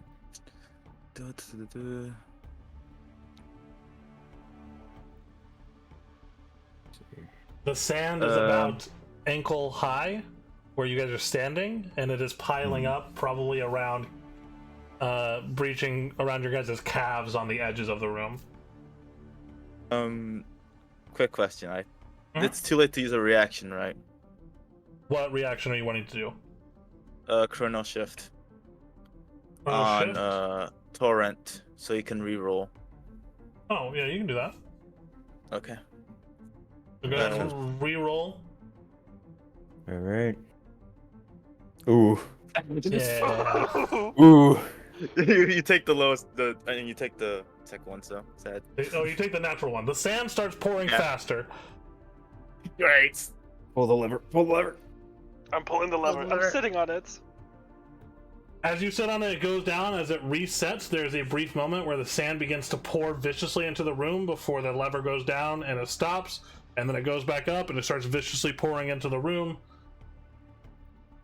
Oh, jeez. This is not how I imagined spending my day. Say, I'm out of ideas other than destroying the vents. All Even Why Valorant more. didn't has we think of is that? Well, the thing is, like, if we destroy them, the holes will just get bigger. yeah. So, is there anything like up on the roof, like that we can possibly reach, like with the sand coming in now? The sand is not tall, so the room itself is about 30 feet tall. The sand is not piled up enough for you to touch the ceiling at this point in time. But is there anything on the roof that would possibly roll an stand investigation out? check? I'll give her the help action. Yep. You can roll with advantage. Level. Great. Oh, I did a normal. Dang it! I keep doing that. I'll roll another one. You're good. You got it. 10. Nope, You do still not nothing. notice anything on the ceiling that stands out. Okay, Valro is just gonna look over his arcane grimoire, just quickly like going, come on, there must be something. Oh, and he's going to whisper, "Pas Novesnava," and he is going to summon Tensor's floating disc, Okay. and he's gonna try and summon it like around right here.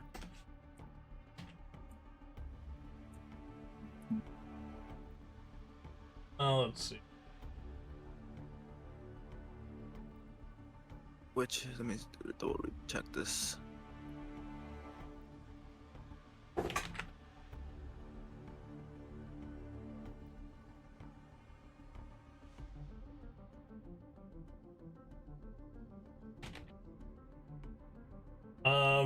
You want to pull out just like a. Actually, I will do that. Yeah, because I want to make sure. Whip it out. The size of it. Whip it out. Whip it out. There we go. That's what I want. What color is your floating disc? It would be like a reddish. Right. Sure.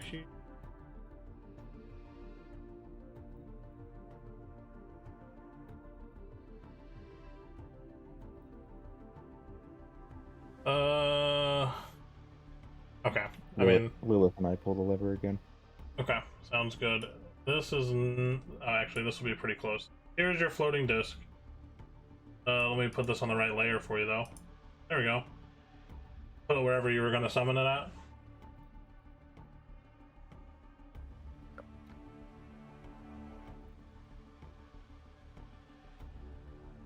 Is it possible for Varo to pop on it?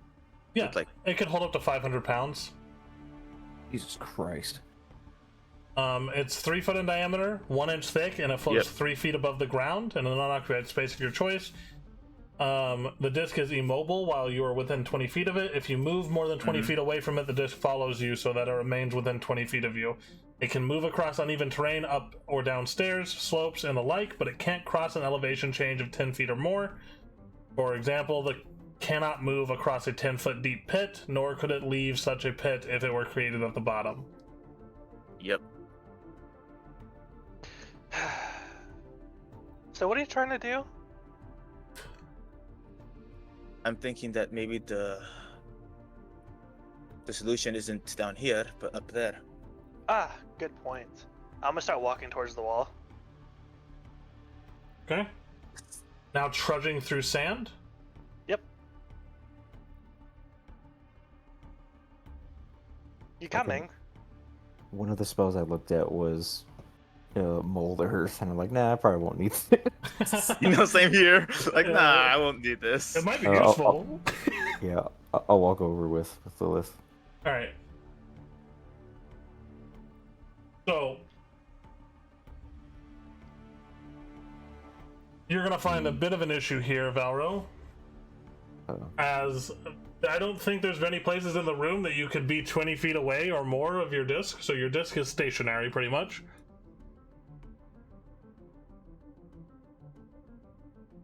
Barrel's having a shocker today. Because it only moves when you get more than 20 feet away. The one spot where like everything is like 30 feet. See, that's 25 feet way over there. Yeah? Yeah. So it would move until it got within 20 feet of you again. Let's see. That's hilarious. It is. I'm just laughing. Might as well just dimensional shove Lilith already and just see what happens. Oh, I'm not gonna dimensional shove. I'm just gonna put my foot on the wall, Okay. and then I will start walking up the wall. As you do that, what is your goal here? Sorry. To get by to the the way, top. you all see Lilith scale the wall with great ease. Like, No, I'm not even scaling. I'm literally just walking Yeah, up the wall. she is now horizontal, her feet touching the wall. She's just standing straight out and just walking up the wall. can I try that? Yeah. Spider. Roll a. How much are you leaning into this? I'm gonna at least put one foot on, and then kind of like my left foot is completely flat against the wall, and then I'm gonna like kick myself up with my right foot to try and. You fall backwards into the sand, rolling down towards the center of the room. Ah. You have Jesus. sand in uncomfortable places. Oh no. That's like 1 hit point per round. Oh, The that was timer entertaining. is now at 3 minutes and 10 seconds. All right. All right. Okay. This is my last idea. I'm gonna keep he's- walking up towards the roof as well, by the way. Okay. It's pretty easy to get up there. What are you trying to do up there? Look for anything that's out of the ordinary. There are 4 vents, one in each corner, that is pouring sand. That's it. That's really the only thing out of the ordinary that you've seen given the last check that you made. Hmm. So I'm not able to check again now that I'm closer. You can, but it'll be a higher DC. That's fine with me. Okay, go ahead and roll an investigation check. You cannot be provided the help action because you are Way up the road. Yep. Yeah. way up on there. Yep. So, Can I? While he's doing that, can I grab the orb and then walk Oh, over nope, here nothing. to see if the door reacts? yeah, so you approach the doorway with the orb. No apparent reaction. Okay. Lilith, you still do not see anything other than the vents on the ceiling. The timer is now at 2 minutes. All right. Sand is Yeah, no, still there ain't pouring nothing up into the here, guys. room. I pull the lever. Pull the lever, and the timer stops, resets, Serafina, could you And come then here? Quick, sand begins pouring again at 5 minutes. Oh boy. stand right where the entrance was. Yeah. Okay. Hopefully this works. Elovina Sova. And he casts dimensional shove. Okay.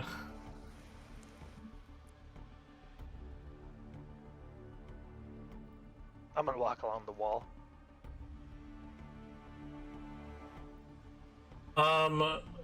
Serafina, how much do you trust this kid from the Magic Academy that you met an hour and a half ago? When I After have his no blunder. choice, pretty implicitly, because I'd either that or drown in sand. Okay, so you're failing your wisdom saving throw on purpose? I trust you Yes. implicitly. Okay. You This get is stuck in a the wall. 3rd level spell, Valro. Yes, this is how bad this is. Okay. You shove Seraphina, and as you do, a portal opens behind her, and Seraphina, you are shunted out of the building. Well, now that's just not fair. Should I have given could- me the orb.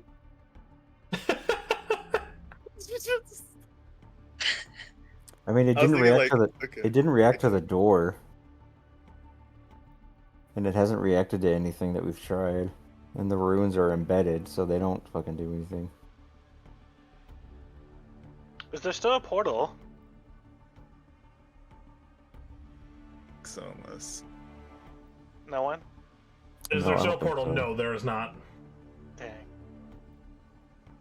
Okay, apparently Valro has 2 more 3-level spells. Get each one of you out of there, and I was like, okay, I'm gonna kill myself. Yeah. I'm gonna be in here. So, any idea? Okay, At all? so I'm going to come around to the stairs and see if I can do anything from the roof to save my friends. I have a problem, Valro. Oh. You are level 6, and everyone else is level 5. Yeah, why? 6 Oof. has enough to cast a spell. You have enough to cast the spell. You actually only have 2 you only have 2 total 3rd level spell slots. Yep. So you I only was have looking 1 at 3rd the level PDF. spell slot left. Yep. That was costly. Very costly. Oh, another thing. See here. Or it just has the orb, and he's just rubbing it and he's pondering it. When you went and pushed Seraphina out, your floating disc moved 5 feet. Woohoo! It's the most useless floating disc ever. All right, It'll make a Step good on it. chair when we leave. Just trying to comfort you. Seraphina, what are you doing? Trying to see if I can find something to help them from the outside. Okay, so as you move around to the stairs, go ahead and roll an investigation check.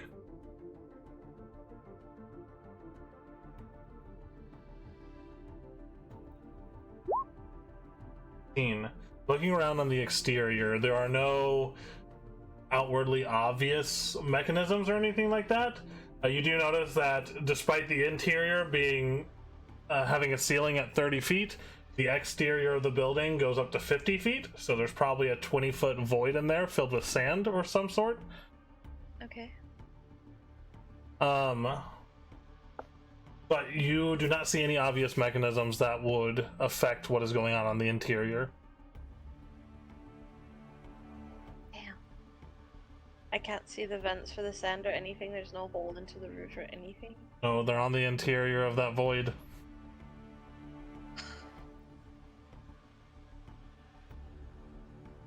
Well, at least Seraphina gets to do the 1 shot by herself.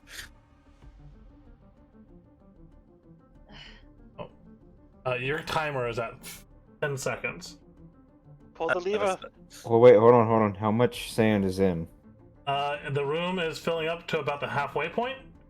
3, Cool. 2, 1. As the timer hits 0, the lever begins to retract as the door slowly rises open. Jesus fucking Christ. I called it! As Seraphina, you hear the grinding of stone as the door begins to rise and sand Oh. begins to flow out of the building.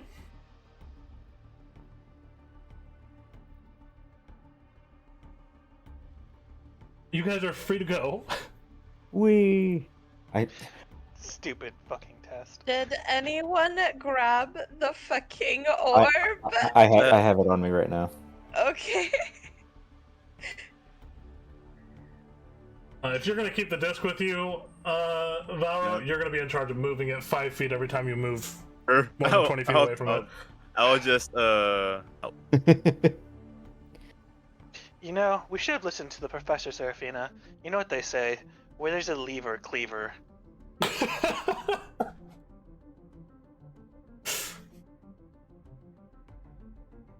uh, I don't know that about you, but I was didn't panic the entire time. What time I is would it have right been now? fine. it has been about almost 2 hours since the test has started. So it is about 8 in the morning. Got it. Valro, you look different. my cat is dead. I have this Oh. floating disc everywhere. I was I talking about failed. the bottom picture. Oh Ah. wow. What happened there? Just well, that's fine. It's still viral read here. So you guys are free from the trap, or as I like to call it, the test of patience. Yeah, I was just thinking that. That was a patience test, motherfucker. Yeah, I know, right? Stupid patient test. It didn't hit me at whatever you said, like, oh yeah, there's a good, like, 30 feet from the bottom. I'm like, okay, we reset it twice. And it's only up to our ankles. Maybe we should wait? And then I still wanted to see, like, maybe the orb will do something. I don't know. Well, that's what I said. Like I said it the first time. What is the odds that it just opens the door? Oh my god, you're so right. The key to this puzzle is for you all to resist the urge to act rashly. This is So, where the muscle heads come in handy because they Are just we do like. not all hormonal teens? I act rashly is true. daily. so, you guys have sand in your boots. One of you has sand in your pants. Sand everywhere. I hate it. Send his pride. Everyone turn away. Give me a moment. Just gonna pull out some popcorn, start staring. Where did you get that? Backpack chicken. The backpack chicken. What was that fried chicken? He spent all of his starting cash on food. Jeez. It wasn't very much. It was only 10 pieces of gold. So, you all have made it past the first test and have retrieved one of the orbs. As This is you, the Earth orb. Yep, this is the Earth orb. As you exit the building with the orb, it begins to shrink down to the size of a marble. Neat. That's handy. Does anyone want to hold it specifically, or do you guys want me to hold on to it? You can hold on to it. All right. You'll take Yeah, less right. damage, hopefully. Exactly. And I'm not an avid fan of collecting marbles. I like marbles, they're shiny. Can know I what have else is you shiny? all roll a perception check, please? No.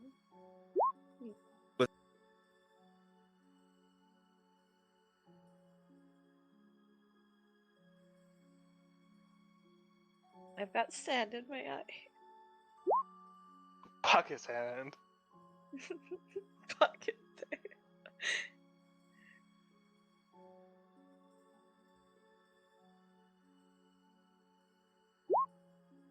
Holy shit, Valro. Complete opposite of ribbon.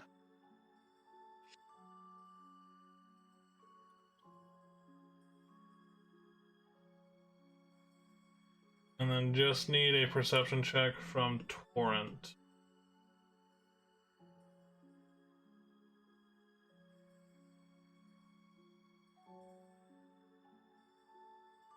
Just too busy just messing with his pants. Did we lose Nyko? Well, he isn't in roll 20, it says. That is concerning. I He's know. Who still in kidnapped the Nyko? chat here. Oh, no, I think he's his dead. internet He's just gone. crashed. I could always give him a Oh. call. Yeah, you want to shoot him a call? Yeah, he just DC'd. Let me see if I still have his number in my phone. Should at least. I'm sure he will join momentarily. He had the stream up, so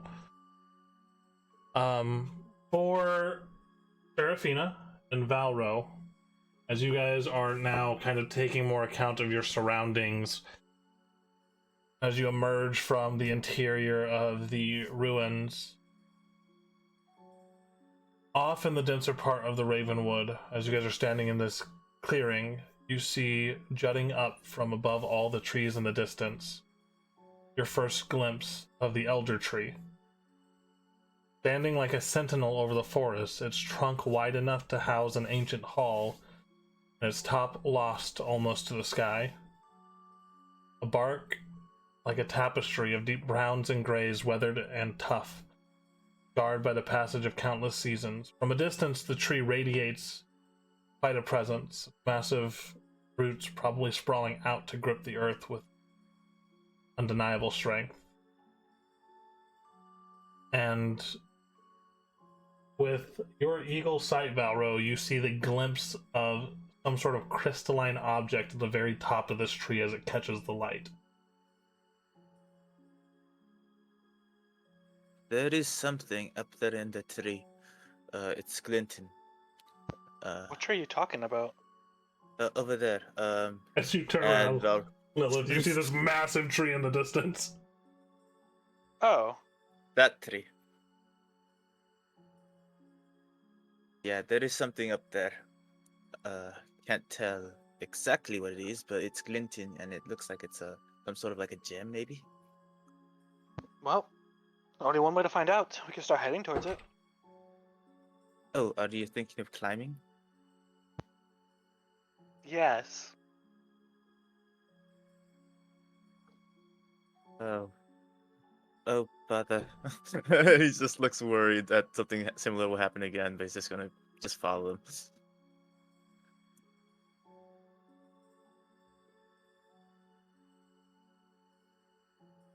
So we're heading towards the tree. Nego's Yeah. resetting his router right now. Can I get a survival check for whoever is leading the charge? Who's leading? I'll lead. Why not?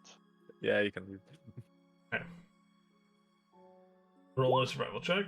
13. As you begin to trudge your way through the forest floor, the denser and denser the forest gets, the harder it is to move effectively through it. Pushing your way through brush, seeing shadowed creatures on the edge, not brave enough to approach, but brave enough to track and keep an eye on you. Moving through this brush after about 30-45 minutes, almost an hour of walking, you begin to see the massive roots of this great tree weaving in and out of the ground, kind of uprooting other trees that have now attached themselves to its roots and are growing out as well.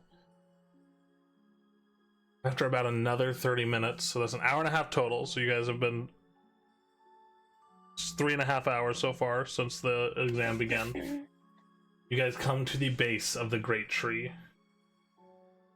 Grab your guys' tokens.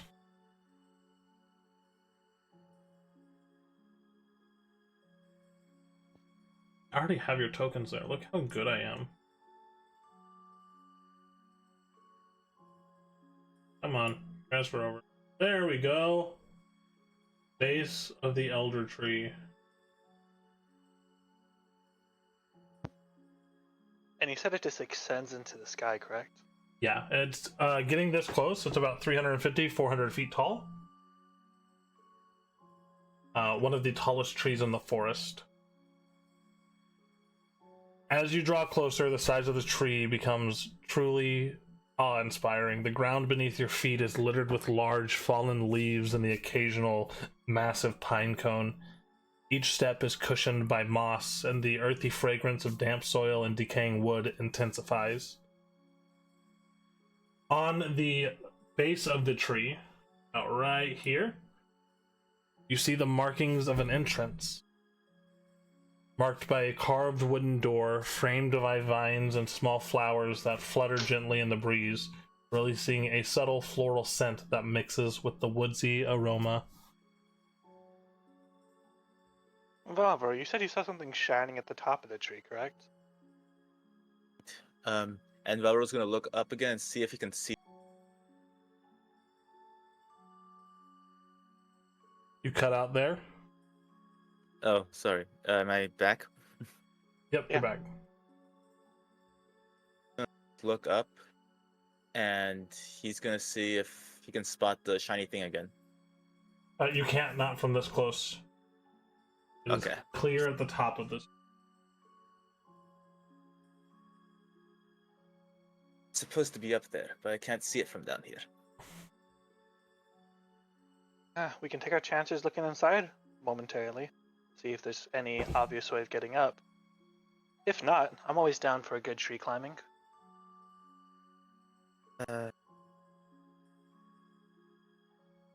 Let's see. Riven, not Riven. Valro opens his grimoire again, looks through his spells like, I do have something that could get you up there. Well, as long as I can see it, that is. Better than me just walking up the tree. There's also a But door. We're gonna look at each other. Oh, there is a door. Where was that? Well, I saw the door the entire time. I said, do you think we should check inside before we just walk up this tree? But then See let's if- go inside. As I said, the door to the entrance of this massive structure is marked by a very finely carved wooden frame, vines and flowers grown over, and in the middle of the door, there is no door handle to be seen, but in the middle, carved in the bark, are words. Does anybody speak Abyssal? I do. Do I? Your languages, Serafina, on your character sheet. You know Elvish, Common, and that is it. What? Well, Gyps. It's okay. I know Abyssal, as I push past. On the door, written in Abyssal, you see the words, I speak without a mouth, hear without ears. I have no body, however I come alive with the wind. What am I? I turn to the other guys. I think it says, I speak without a mouth, I hear without ears. Something about a body. Are they? I'm gonna look at it again. What did it say? I speak without a mouth and hear without ears. I have no body, however I come alive with the wind. What am I? Ah, I have no body, and I come alive with the wind. Got it. It was a little hard. It's been a while since I've used Abyssal. Sorry. So it's a riddle.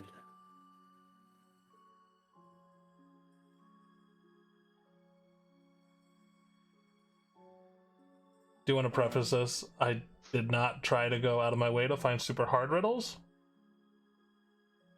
Yeah, but we're all dumb.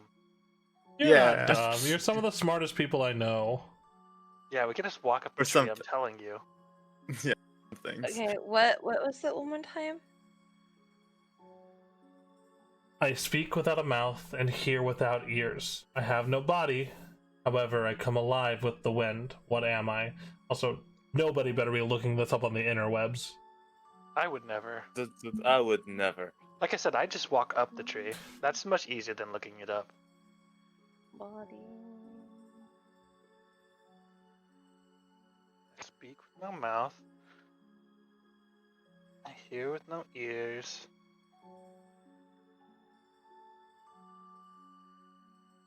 Where's Nico when you need him? He's a real smart boy. His router is resetting right now. Why don't you take a look at here? Wouldn't be Those- We're waiting for the It- smartest one in our group to come back. Yeah. We're actually giving him a chance to solve it with us. We're just being considerate. Yeah, that's what it is. We're being considerate. You don't have any guesses? Well, I'm waiting for Nico because I'm considering him. Yeah, Okay. that's exactly what's happening. Okay, I have a question. Let's- I have a question. How many guesses do we get?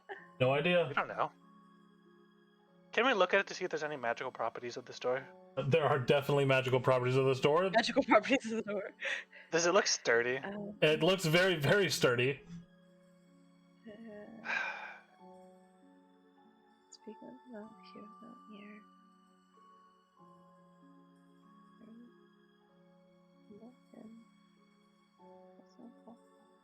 No body.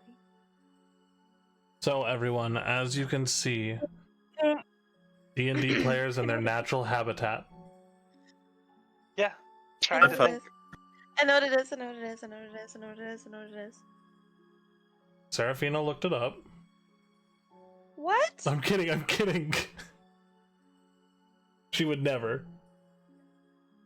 She has too much pride. I do, and I liked reading freaking Sphinx books when I was a kid. Explain a lot. If you'd like to answer the riddle, answer the riddle. I don't want to get it wrong. No, just do it. It's What's okay. the worst? We're What's all the go. worst that can happen? Okay. Okay. Die. Okay. Okay. Okay. Okay. Only because I'm not making the first mistake of the game. Okay. So Claro. So is it an echo? As you say echo, the words alight on the door and it creaks open. Fuck yes! Oh, Language. Well, say it 3 more times. You earned it there. That was the most expression you've had all day. As I put like a hand on your shoulder. Well earned.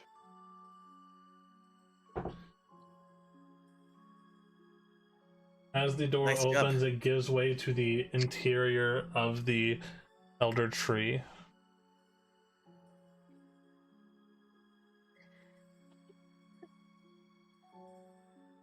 for the record, my first guess is a microphone, but I'm like, this is a fantasy game. That doesn't make any fucking sense. Yeah, I was thinking microphone, but then I gave up after that. You So- know, I was sitting here not thinking anything. As you all enter in, there's my description. Here we go. Pushing open the door, you step into the hollow heart of this tree. Inside, the air is much cooler and carries a musty scent of aged wood mixed with hints of resin. A spiral staircase clings to the inner wall of the tree, each step carved from the tree itself, darkened by the patina of age. As you look around, the only light coming from within is the glowing fungi dotting sporadically along the room, as well as the stairway heading upward, casting a soft blue and green hue that reveals the intricate grains of the interior of the tree and the smooth wear of countless previous footsteps on the stairs. The silence on the interior found, broken only by the creaking of wood underfoot and the distant echoing call of a raven outside. Wow, they sure have an affinity for bioluminescent flora. Yeah. Well, anyone want to check for traps? I don't think it's my specialty. I can check for arcane traps. That's what Raul's gonna do. He's gonna check for arcane Tired. traps. Okay, roll an Arcana check, and then I'll check for physical traps. I guess I roll an can help. investigation check. Who are you helping? I'm helping for the traps because I know not as much as Okay. Arcana. So, Serafina, you can roll with advantage. Nice. 20. We're getting lots of nat 20s. Another one for Oh. combat. Valro, you've not noticed any magical traps in the area. Nothing that catches your eye. And Serafina, you do not notice any physical traps. Actually, the only thing you really notice is the wrecked interior. All the furniture that was in here has been pretty much destroyed. Barrels of wine that have spilled out and soaked into the wooden floor and the edge of the tree. as well as cabinets and tables and chairs that have been utterly destroyed. The only thing really intact here that you can see are the 4 pillars that stand towards the center of the tree that stretch upwards hundreds of feet. And then the staircase that, much like the pillars, stretches into a much shadowier, darker portion of the upper interior of the tree.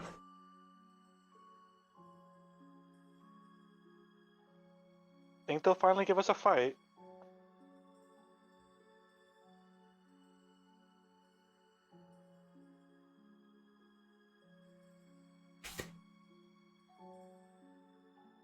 What would you guys like to do? Well, I'm gonna start walking towards the stairs. Which stairs? There's so many. The one over here. It looks like that's the entrance to go up. Entrance to the stairs is over here.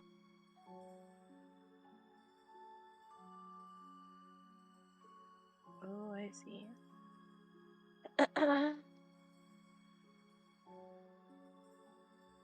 Okay, as you begin to ascend, only light, as I said before, comes from the glowing fungi dotted along the path, casting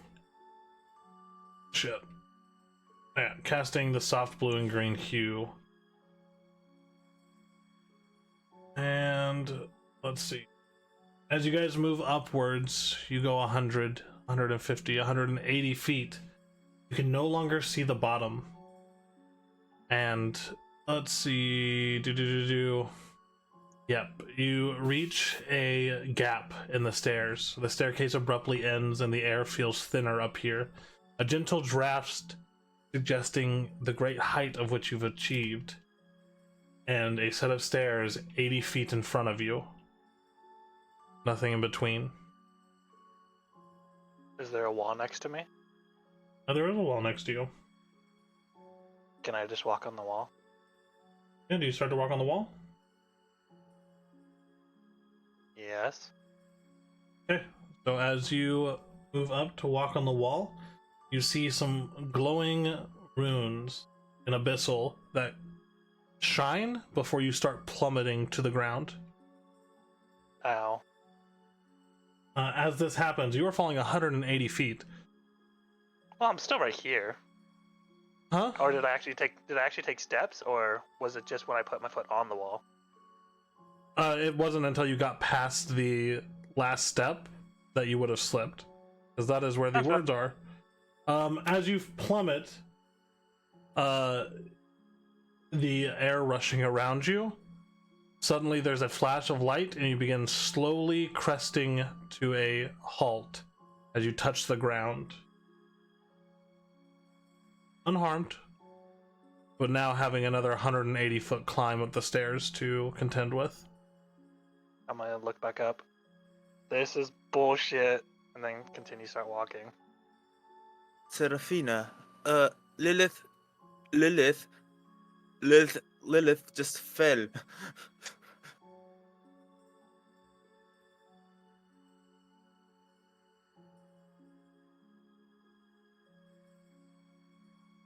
Lose Seraphina as well. She's 30, she'll be okay. Okay. At this She's, point, the second 180-foot climb, Lilith, you might be a little bit out of breath. That Using your greatsword as a sucked. walking stick.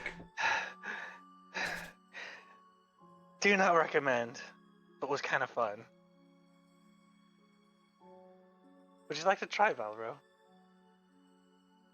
How did you? You cut out. How do you survive that? Well, you can always try and figure it out. squish. Can Varro peek his head out Yeah. and just look?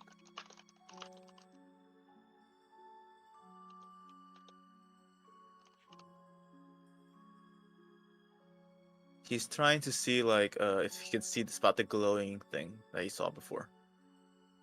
Yeah, there is writing an abyssal on the wall of the tree, carved much like the door. Do you want to go on another flying run, Lilith? No, I think I'd rather learn my lesson. I might give it a read. And I then I'm read gonna it. read it.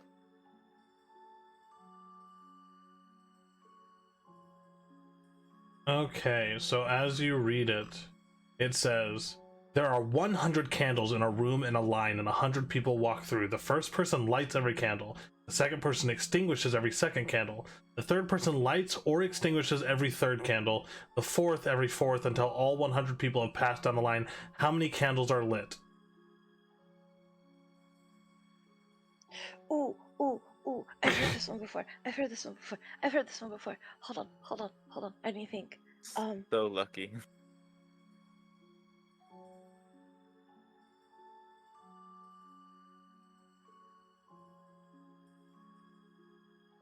That was a joke riddle. I can give you the actual one unless you think that you can figure this one out. No! No. Like, I've heard that one before. I just have to think about it. It's like the polar bear one. But has Seraphina heard of it before? I Ooh. am. I am Seraphina. Yeah, wow, sir.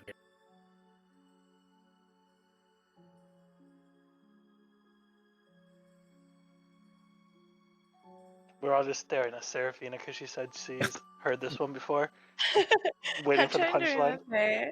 I'm trying to remember. Everyone's just staring at her as 15 seconds pass. Looks at Balro. What are the odds the answer is yes? I would give it about 20%, maybe. No, I'll scratch that. I'll give it 25%. Wait, do you want to give that answer out and see what happens? Well, you know, it asks for a number, but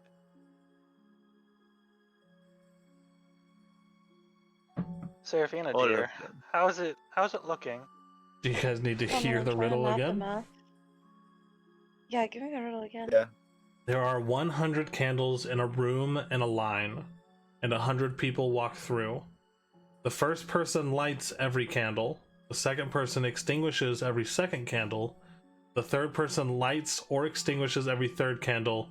The fourth does the same to every fourth until all 100 people have passed down the line. How many candles are lit?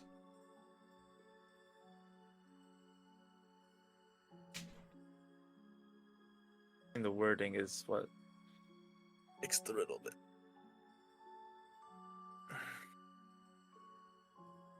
Would that be? Can you repeat the third person part again, please? Yeah, the third Just person, the third person. the third person lights or extinguishes every third candle.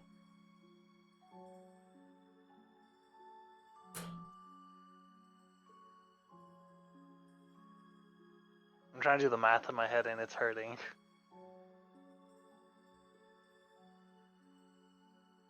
I'm trying to remember. Remember, It's like it's gonna be. there's an equation for it. Hold on, there's an equation for it. Let me pull my calculator. Hold on. The Knights Second. Academy Wait, student pulls out her Seraphina, calculator. Seraphina does not have a calculator. Calculator. If you have an have abacus, an you can pull abacus. it out, but you cannot use a calculator. An abacus is a calculator. Yeah, but a calculator is not an abacus. It's Okay, let me like pull out my fucking. all squares are rectangles, but not all rectangles are squares. Because you're gonna remember this like at 4 a.m. That's, you know what? Like if I don't figure this out now, it's going to keep me awake. Yeah. I can just tell you the answer, and then we can do a different riddle. No, I will cry. Then it's our time. I'm going to put a 5-minute timer up. Can we have the Wheel of Fortune music going on, like the dun, Dun, is that Wheel of Fortune? No, because that is I'm taking my copyrighted. headset off if you do that shit. No. Anyone got like a scuffed version? A scuffed version. Oh, Zen says like calculator a equals fucking Google.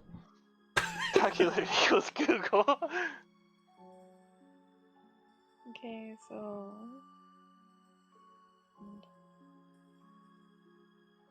no, it'd be one divided by 1 is All I've learned 300. today is that if I'm ever trapped in a Sphinx hellhole, I cannot reliably be with any of us because we would die. Hold Oh on. yeah, same here. 100 candles. Okay, so it's 100 candles. The candles are okay. So the first person lights the candle, right? And then Yes. the second group of people extinguish all the candles, and then the third group of people, oh, thank you. Lights or extinguishes everything, and the every fourth until all 100 people pass. Oh, okay. So okay, hold on. She seems very You ecstatic have about three this and a stuff. half minutes. Okay, so it's 100. Okay, divided by.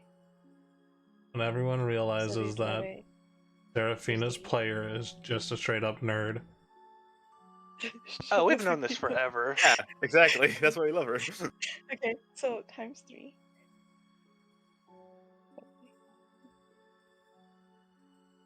Times 3? What?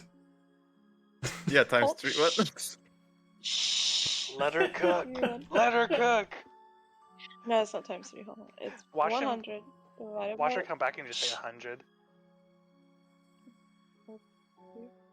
No, I'm going home. 100 divided by. No, 300 divided by. Us just actively hoping that Naiko's internet problems get fixed. Yeah, I know, right? Fine. Yeah, next Darky's gonna With do like every 10 fourth divided person. by Okay, 100. because every. Shh. Because every fourth Zin's person. just like, we're thinking too hard. Definitely think the answer could just be yes. The answer could It's just 10. be yes. It's not 10. The answer is 10. It's not 10. What? What is the answer? It is only squared numbered Yes. candles will be lit. Therefore, there will be 10 candles lit. Oh, Darky.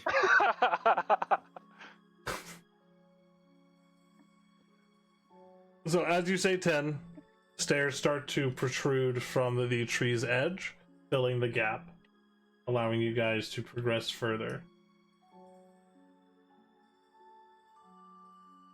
Kuro regrets this mission.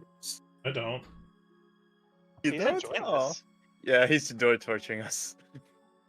He's like making them think.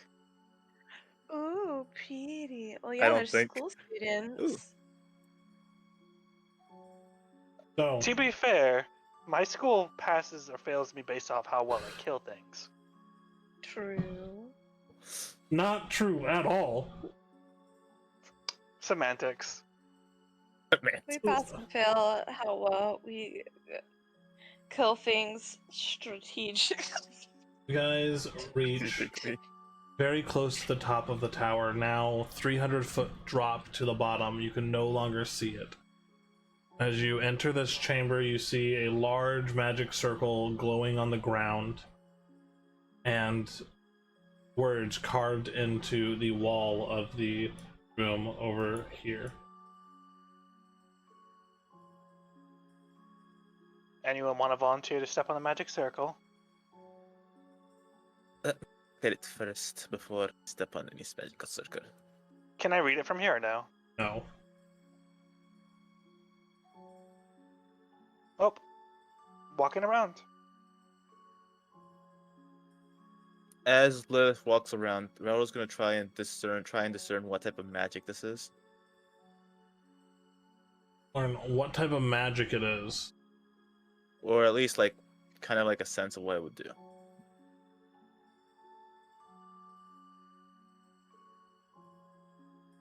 Go ahead and roll an Arcana check.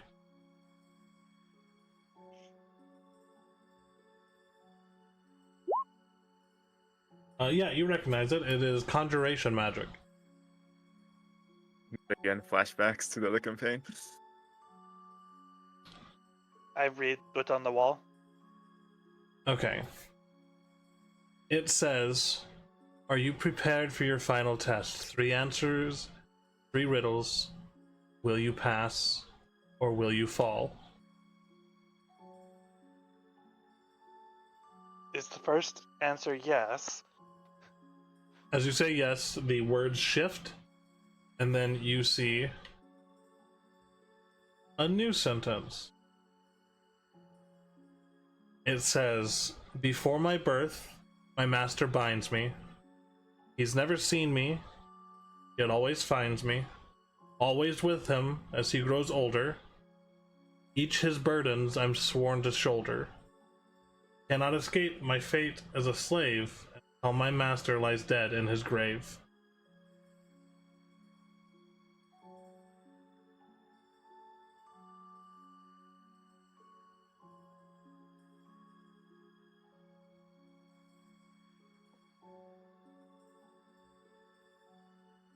Shoes, but that makes no sense.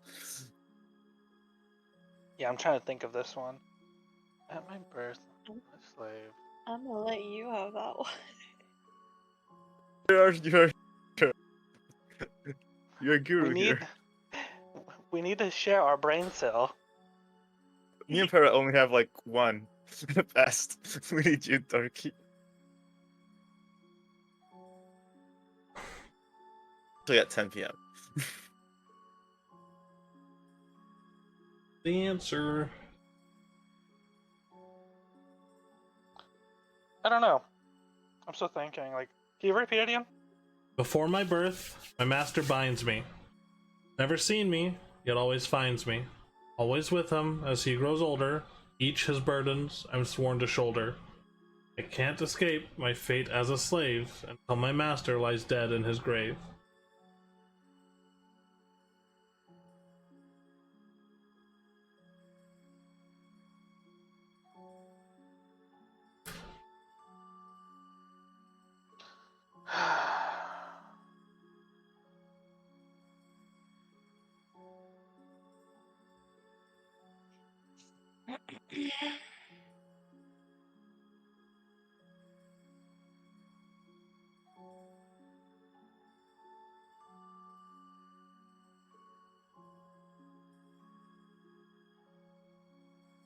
It's tough, jeez. Unless I'm dumb. This isn't the hardest one, Rocky. Can Great. you repeat it again one more time, please? Wait, Yes, okay. Before my birth, my master binds me. He's never seen me, yet always finds me. Always with him as he grows older. Each his burdens I'm sworn to shoulder. Can't escape my fate as a slave until my master lies dead in his grave. Alright, what is he holding? Does Seraphina have At something to say? birth. Okay, so there's muscles, What's your, blood, skeleton. uh-huh. What else? Bones. What else? What else? Okay, there's those 4 things. That's the only thing I can think of. So it's one of those. Must be. Stop snickering. I'm horrible at riddles. You're hot. You're hot miking, Rocky. Uh, Oh, great.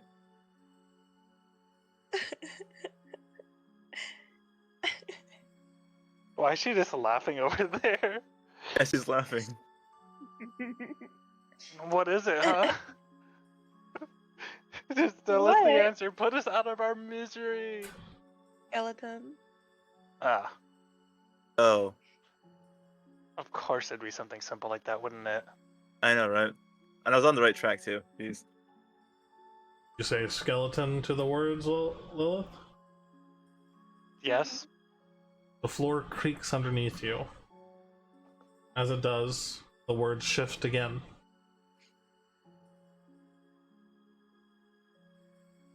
Now to say... tucked within a bone of feather, I help your words outlast forever, but as you push us, as we stand, the more we move, the less I am.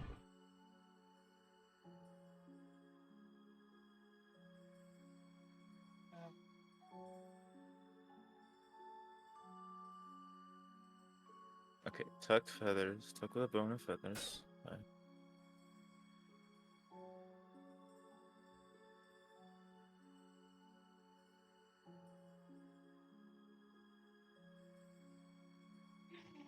This has just made me realize how terrible I am at riddles. Yeah, like my first instinct is like quill or pen, but that makes no sense. But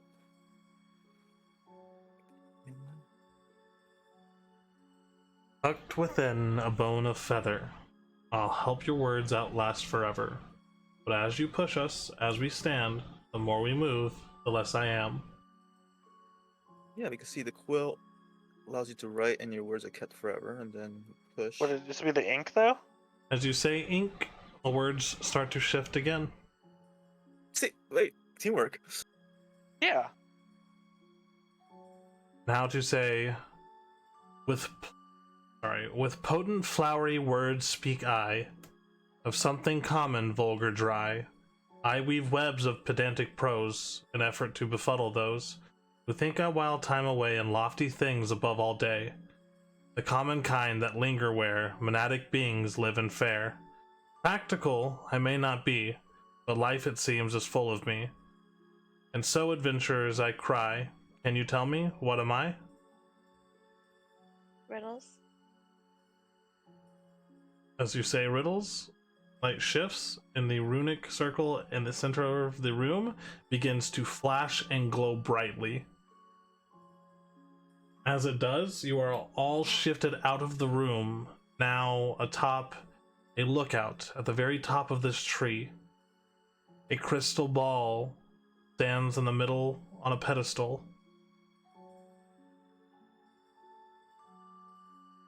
So, you find yourselves not inside, but now stepping in onto a broad flat crown of the great tree, transformed into a lookout platform. Here, the air is fresh and invigorating, filled with the scents of the forest below. Pine, fresh earth, and a hint of distant rain. The view is spectacular. The forest stretches out like a sea of green, undulating gently with the rolling terrain, and in the distance the city of Elmakath can be seen, its walls and towers gleaming in the sunlight. The air orb itself sits atop a simple stone pedestal bathed in sunlight, its surface swirling with a misty interior that seems to capture and reflect the blue of the sky above. Around you, the breeze is more pronounced, whispering through the leaves and around the platform, carrying with it the promise of freedom, the vastness of the world beyond.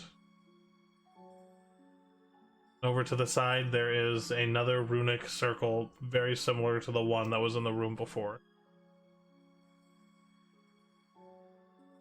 Let's say we grab this orb and make our way. Have you guys roll a perception check, please?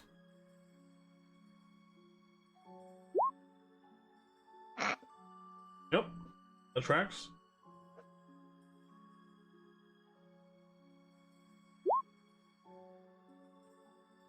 Not what I expected.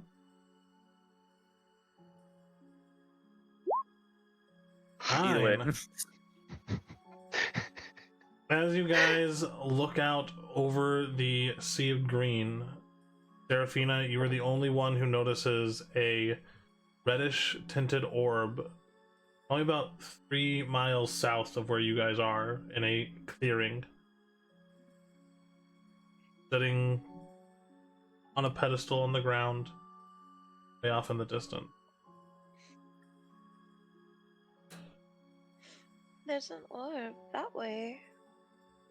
Wonderful. As I grab the green orb. Yep. As you grab A it, white it one? yeah, it's a white orb. As you grab it, Oh, it's it white, huh? shrinks down to the size of a marble.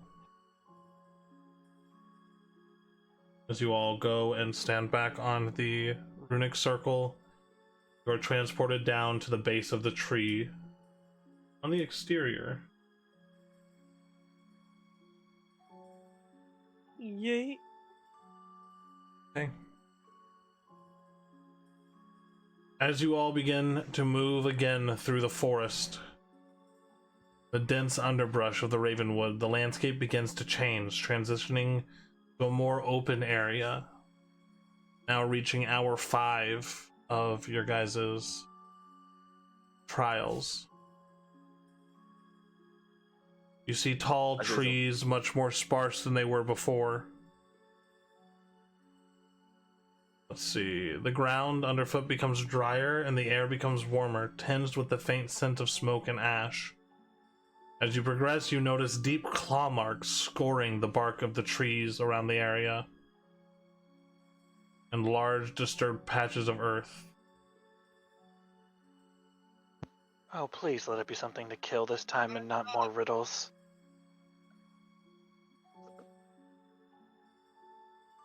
Emerging into the clearing, you find it more open than the rest of the... Get you guys over to the clearing.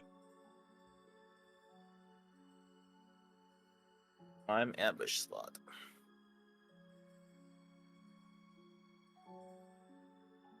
I sense Nyko's router is told. The ISP servers are down in his city. Oof. Oof. Yeah.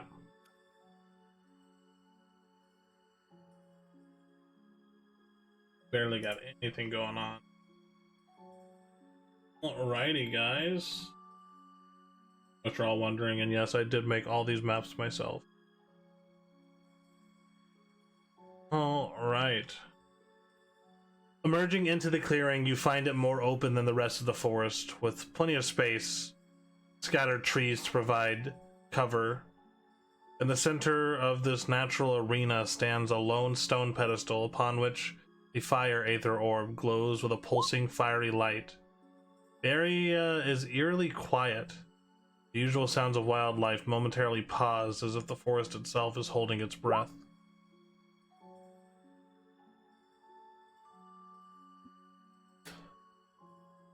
What would you all like to do?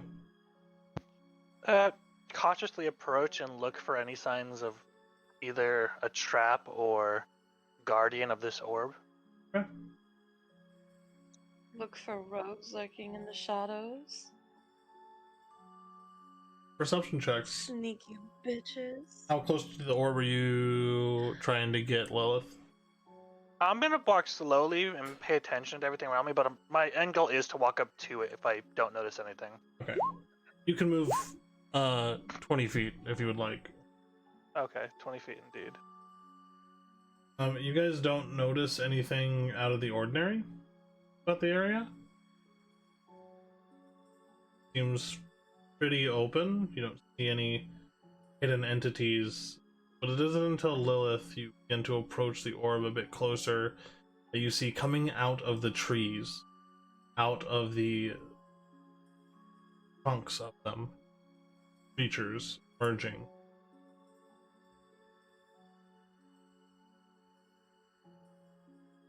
Guys, and Nyko not here to give me assist. First 2, 3.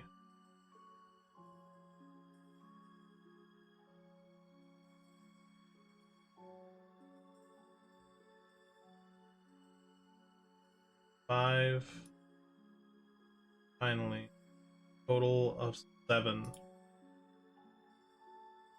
These are what are called valanthropes. If anyone wants to make a nature check, you can maybe know some information about valanthropes. For sure. I know nothing about these things. You also rolled a survival check, not a nature check. Oh, my bad. Well, I know. Something. let me try that again. Actually, you all know a bit Damn, about we're not valanthropes. The survival guides help as well, but valanthropes are beasts created from natural aether in the world. They resemble very much so wolves in their appearance, though created from moss and vines and other plant life, and normally are thought to be pretty docile. They don't attack unless provoked. And you both remember reading in your survival textbooks, you definitely don't want to walk into a valanthrope territory. which, given the signs of claw marks and stuff on the trees that you were passing by as you approached, could very well be what you have just walked into. The silence is broken by rustling of leaves and the cracking of twigs as several valanthropes, their bodies a tangled mass of gnarled vines and mossy fur, eyes glinting with a primal intelligence, they begin to circle the clearing, wary and watching your every move. Think we can take them? Here, puppy, puppy, puppy, puppy.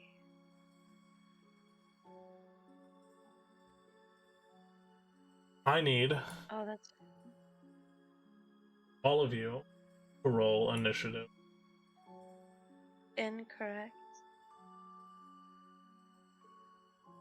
As you do this, please make sure you click on your token. Wow, my initiative is ass today. What's up with my rolls today? Kuro, Yep.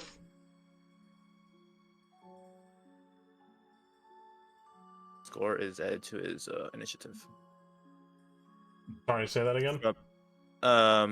Chronolist, the Chrono Wizards have this perk of that their it's called temporal awareness, that I gain a bonus to my initiative rolls equal to my intelligence modifier.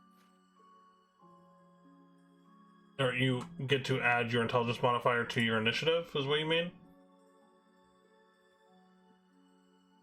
That You just cut out. I don't know why today's just been absolutely horrendous. But yes, that's what I meant. What's your intelligence modifier?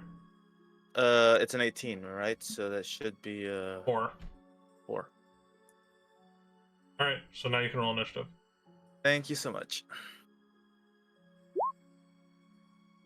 Alright, I'm gonna roll initiative in 2 sets here.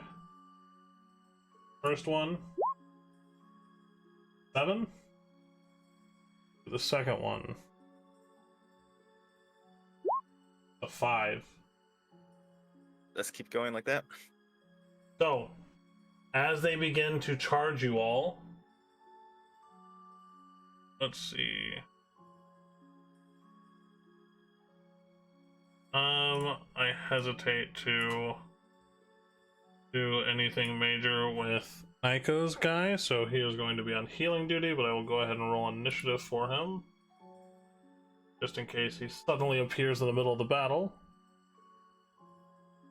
Initiative. Torrance in the corner, shivering. Alrighty, so the Valanthropes, as they rush forward,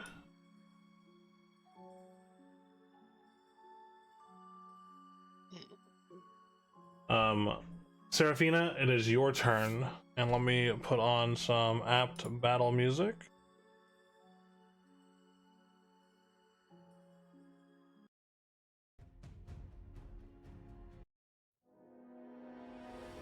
Alrighty then.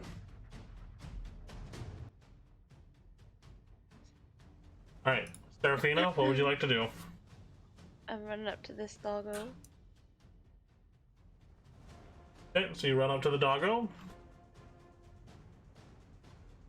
It's a pretty doggo. It is a pretty dog. Come pet that dog! You gonna let me pet that dog? I'm gonna pet that dog with my rapier. Wow. Very rude. This is why you don't get any more pets for the rest of the campaign. What? Why? Did you just cut down every cute dog you see? I True. do not. If What? not Name friend, why one- friend shaped? Name one cute dog that I've cut down until now. Blink All dog? of them. Blink dog. Yeah, the blink dog. What? When did I cut out Blink Dog? We all remember it. Doesn't matter when it happened. We all remember it. When? Remember when the blink dog got blink dogged? Yeah, I remember that very clearly. Okay, now go ahead and attack the dog. I'm sad. Don't be sad. Alright. Whispering Wind, 23 hits. Go ahead and roll damage. 8 piercing damage. Damn, that's rough, boy. Is he back? God damn it. Is Nyko back? He's back. I Nyko's missed you. back! The boys are back in town! You did not. Jesus Ember Christ. restored. Oh, you don't hear me? I can hear you. Yes. Oh my Yep. god. And he rolled good initiative for you. What's I rolled going you a on? 20 in initiative. Oh my god, thank you. You missed all the Take my riddles. second attack. You can take your second attack. Uh, A 26 is definitely gonna hit. God, that was annoying. 7 piercing Well, you damage. came back for the fun. Oh, did we find... Oh, we found a fire orb. Yep, they Yeah, already got the air orb. It was a series of riddles. It sucked. I fell 180 Fun. feet. Oh no. I had a lot of fun. Okay. Third attack? Do I get a third attack? Yeah, you I can rolled a attack 5. twice with your main weapon, with Whispering Wind, and then you can attack once as your bonus action with your other rapier. Oh, okay. Hey, what are we dealing with here? Ooh. What enemies are these? These are Valanthropes. They are wolf-like creatures animated by Aether, made out of like moss and vines, that kind of stuff. Gotcha. Senor, I critted. Ooh, so that's 12 points of piercing damage. She crit herself. Crit I herself. crit myself. Oh, you should have used Whispering Wind on that, Oopsies. but you're good. 12 points. You destroy this first doggo, completely slicing through the vines that hold its body together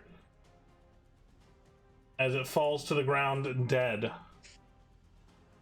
that all you're doing, Seraphina? That's sad. Yeah, because I used my bonus action to attack again. Okay. Torrent, it is your Okay. turn.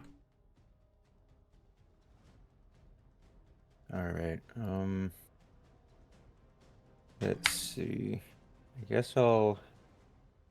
First I'll move. Let's see. What's my movement? 30 feet? 30 feet. The stumps that you see in the middle are full-on trees, but I didn't want to block the middle clearing, so Gotcha. you can't stand on top of a stump, but you can hide behind one if you're looking for cover. I think that was enough. Yeah, okay. And then... Let's see. 45 feet. No, wait. 50 feet. Let's see.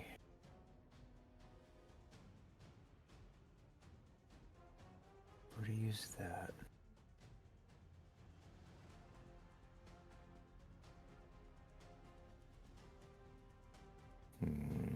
Come on, you got this, Torrent. Show us what that Oni boy do. I'm trying to figure that out. I don't want to use Shatter just yet. Spell slots. Or do I? See, I do have 3 spell slots left or 3 level 2 spell slots left. Using one right now wouldn't be bad. What does this do?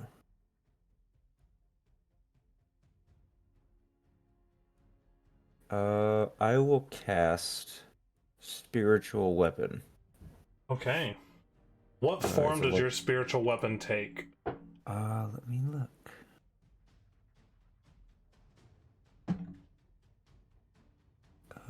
Let's see.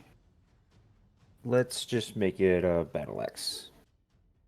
And I want Okay. to summon it right here, right next to this guy. Do I have a battle axe? I have a warhammer and a scythe and a mace and a greatsword and an elven greatsword. I have 2 different greatswords. We'll go with Warhammer. Warhammer. Yeah. Let's see, that's a spell slot used. So I now have 2 level 2 spell slots left. Can you move that around? You should be able to move it around. Where did you... Oh. Here, No. actually, I can do... This would be... Torrent. Save settings. Now you should be able to move it around. Yep. There you go. Let's see. Let me just go ahead and do this so I can just read it here. Oh, ignore that. You can click show spell description on that if you would like. There we go. When you cast a spell, you can make a melee attack spell against a creature within 5 feet of the weapon. Okay, cool. What does it use? We choose. Target takes 4 damage equal to 1d8. Yeah, so if you scroll up to where you first rolled, Yeah. you can click the spiritual weapon purple button and that'll roll the damage for you automatically. Oh, okay, cool. And you rolled a 22, which does hit. Okay, so he takes 8 force damage. 8 points of force damage. Mm-hmm. And that'll As you be my turn. smash down into the creature, shattering some of the wooden vines and moss that make up its body. It lets out this wail. And Balro. My turn. Yep.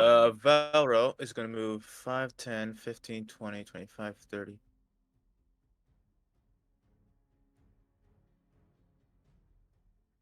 And he's going to cast a firebolt on this one.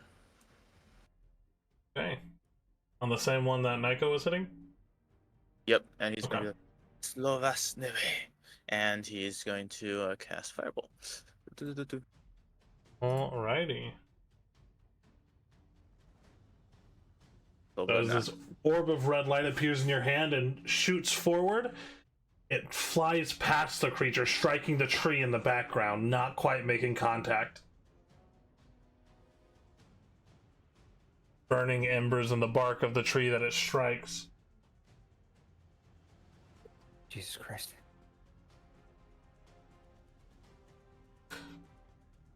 I think there's a second attack, I think, for the firebolt. Yeah, it's 2d10. No, it's 2d10 total for the damage. Okay. It's just one bolt. Okay.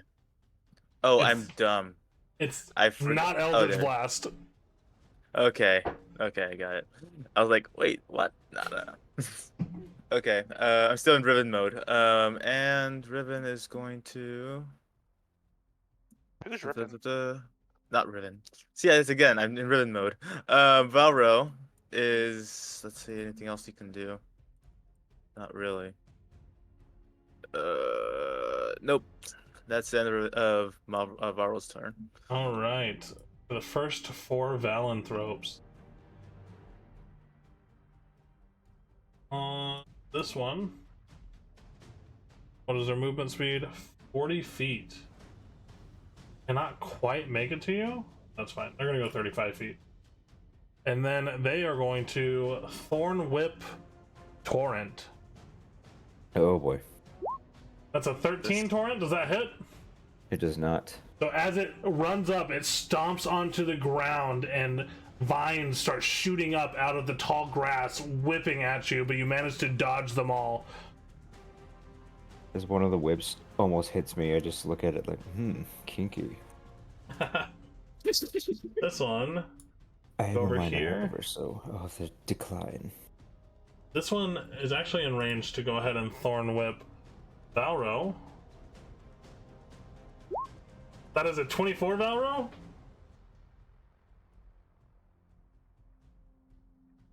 Does that hit?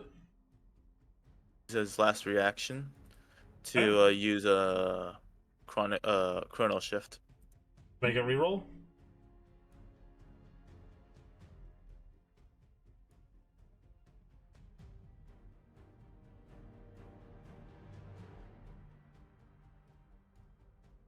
Fuck.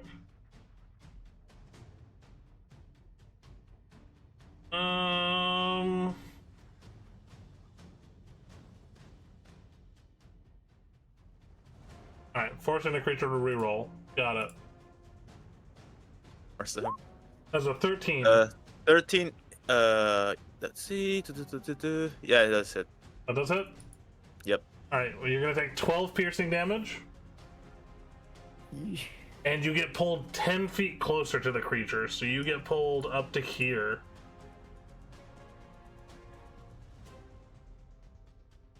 As these thorny vines whip around your ankle and just yank you towards it, ripping through your leg and leaving gashing wounds. Hey, can you guys Little quit having a hate. rave? Because everyone can see your rave. We're enjoying our time. Being destroyed. Alright, this one's gonna go 40 feet here. Then it's gonna dash 40 feet here. This one's gonna do a similar thing, 40 feet here, and then dash 25 feet here. Ooh. And Lilith, it is your turn. I'm gonna be surprised something ran up to me, and I'm going to activate my Crimson Right. Okay, so as you activate your Crimson Right, how do you do this? So, there's like a little thorn in my like the hit of my blade. I press my palm into it, and as it goes, my blood starts to come out a little bit, and it starts to freeze my blade slightly as the blood creeps up onto it, and I take some damage from doing so. Yep, so go ahead and roll As that my- damage. It's a 1d6, right? Yep, So just do slash roll 1d6. yep. You take 3 points of damage. You cannot heal that damage back until after your stuff is dismissed. Sounds good to me. So, And then now I have an icy blade. yep, you make sure to click the check mark. I did. And then I'm going to make my first attack against this puppers next to me. Alrighty. Nice. And I think I clicked this one, right? Does that hit? 12 does not hit. As you swing towards it, the wolf jumps to the side. Your blade slams into the ground, and ice sprays out from the impact. And then I'm going to go for my second hit. Alright. Does that 17 does hit. As you bring the That's blade just- back up off the ground, skating across the grass and dirt, whipping up through the creature, go ahead and roll damage. 3 cold and 15 slashing. That's 17 points in total. No, 18 points in total. As you cut through it, the wounds begin to freeze the vines, and the wolf begins limping towards one side. At the end of your turn? Yeah, that'll be my turn. Okay. Last two Valanthropes. Last two Valanthropes are going to start running up 40 feet.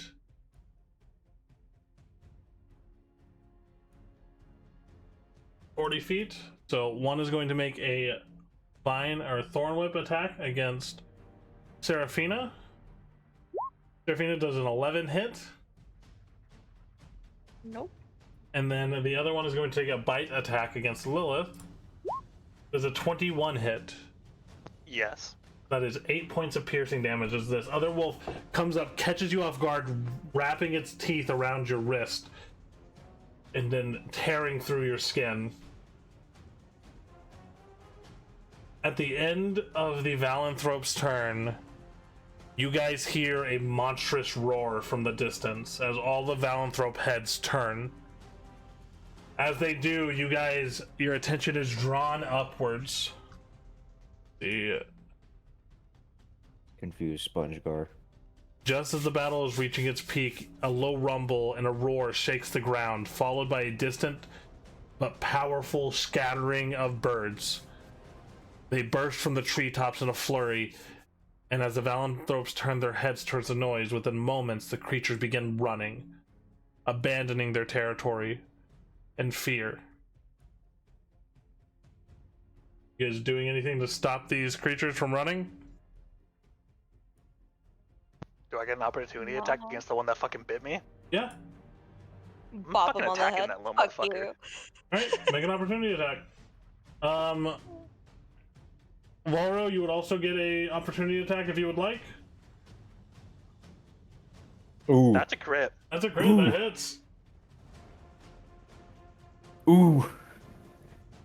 So 6, 12, and 16 to 30. Yeah, that one's dead. The other one is running. He's dead. These ones are running too.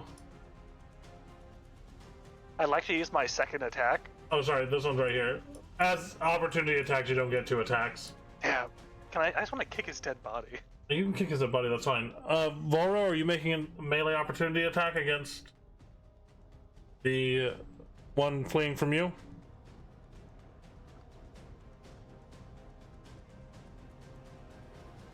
If you're talking, you might be muted. Are we gonna lose Rocky now? Oh no. Oh no. The internet's claiming people today. Rocky the Snowman. Quick question while this is happening. What time did we obtain the air orb? At about 4 hours.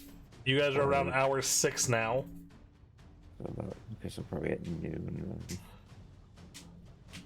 Does Rocky have a melee weapon? Let's look at that first. Rocky. There he is. There he is. All right, we can hear you now. Sorry, I was trying to get Lives. the router. You're good. Are you making a melee reaction attack against this creature that's fleeing from you? You know what? Sure. Alright, do you have any melee weapons? The quarter. Actually, you know what? I'll say no because, for fairness' sake, he did not have it equipped at the time of the fight. So. Okay, so you can try to Grandma punch it if you would chops like. him on the nose. If you would like to punch it, I need you to roll just a straight strength check. Just hit your strength ability score if you would like to punch this creature.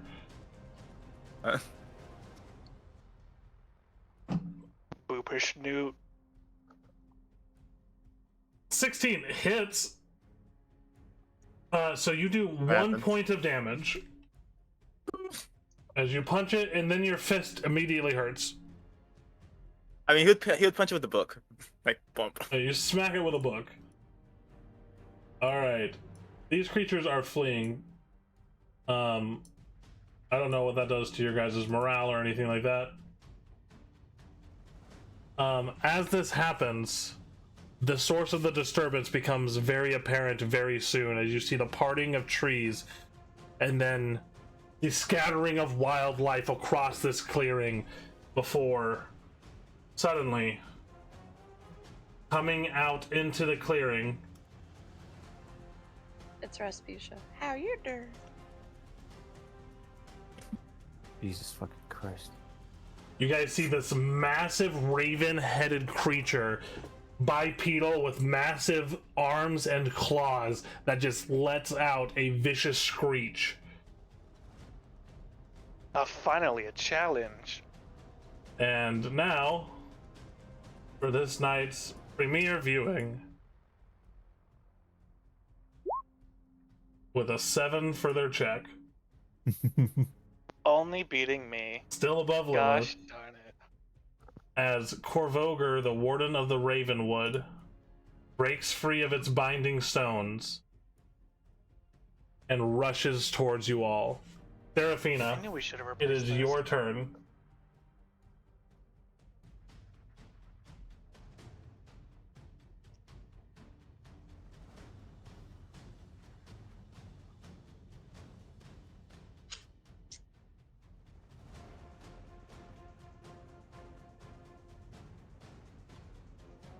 I'll move here. Okay. For creative commentary, anyone viewing and wondering, would Vecna really put a creature in here that could ultimately end up in the death of all 4 of these one-shot characters? And you're thinking, 100%. surely not. You would be incorrect. Alright. It's always an option. You have not grabbed the fire orb yet. Okay. Alright, is all you're doing is moving there, Seraphina? All I can do. Alright, Torrent, it is your turn. All right. Remember, you can move your spiritual weapon as a bonus action. Yeah. Let's see. 5, 10, 15, 20, 25, 30.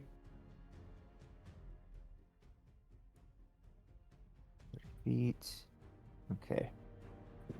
Ow. Fuck, I stubbed my toe. Look at my spells. Nice. An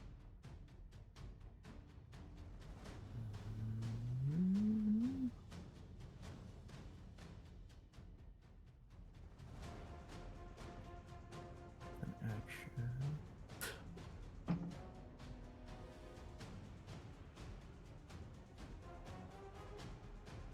Let's see.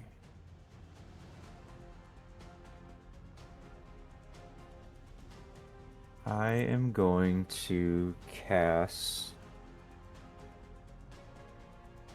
Call Lightning. Call lightning. Okay. Yep, it's my last level 3 slot. Here, let me just do this. 3. Spell description. It's a DC dexterity save of 13, and it is a concentration spell that I need to hold. It lasts 10 minutes. Yep. So I will on go a ahead and roll failed this saving throw real quick. Yep. It has a +2 to its dexterity saving throw. Yep. That is an 11, so it fails, so it takes full damage. Yeah, so 3d10 lightning damage. Yep, so it already rolled the damage for you right there. It's 12. What does this look like as you are casting this spell? Where do you see 12? Right under your DC 13 dexterity saving throw. Right, okay. I think it's more of just him kind of what is it? I imagine he holds out his arm to go ahead and do it, and then it kind of like fizzes a bit. He just kind of looks at his right hand, and he's just shaking it, and then it shoots out abruptly. As it does, a storm cloud begins to swirl in the air, and lightning comes down as your hand lowers, striking into the creature, doing 12 points of lightning damage. It lets out a shriek as there's clattering of wood and feathers as this creature's body is slightly torn apart and singed by the lightning itself. Doing anything else? Yes, I was my bonus action to move my spiritual weapon. Yes. 1, 2, 3, 4. I think it's just 20 feet, right? I think Yep. it is. Yeah. 20 feet. All right. And that'll be my turn. All right, Valro. All right, Valro sees Actually, this before creature. Valro, at the end of Torrent's turn, Mhm. Corvoger is going to use a legendary action. Ooh. He is going to do this. He is going to do one legendary action to perform a behemoth jump. So he can jump up to 30 feet in a straight line. When he lands, all creatures in a 10-foot radius must make dexterity saving throws. No, failed save. We're knocked prone. So I need 5, 10. Torrent and Valro to make dexterity saving throws as he lands and the ground erupts from under him. Let's see.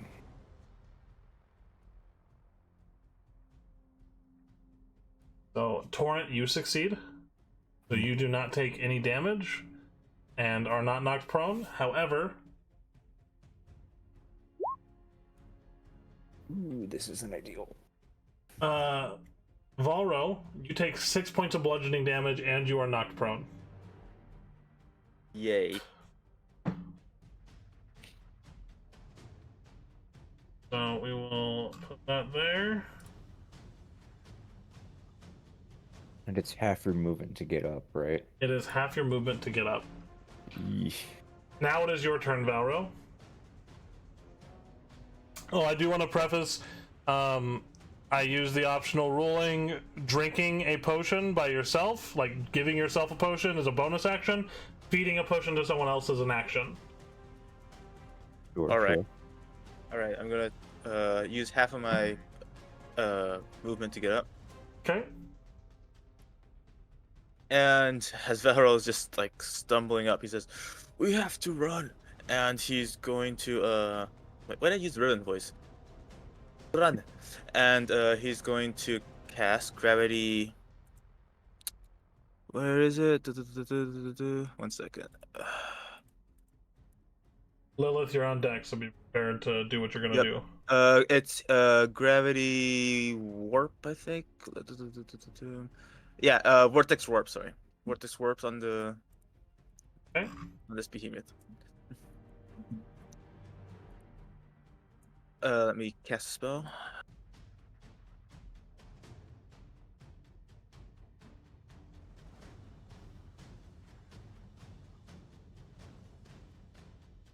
Vortex Warp. You magically twist space around another creature you can see within range. It must succeed on a Constitution saving throw, where the target is teleported to an unoccupied space of your choice that you can see within range. Okay. Yep, which is a 17. 17 is what he needs to hit. Yep. That's a 21. Oof. He said, This "Fuck is yourself." not. Yeah, this is Valros. This is not Valros' day. Bird. As the magics coalesce, coming from your form and twisting around Korvoger, they dissipate with the force of this creature's aura. Okay. 5.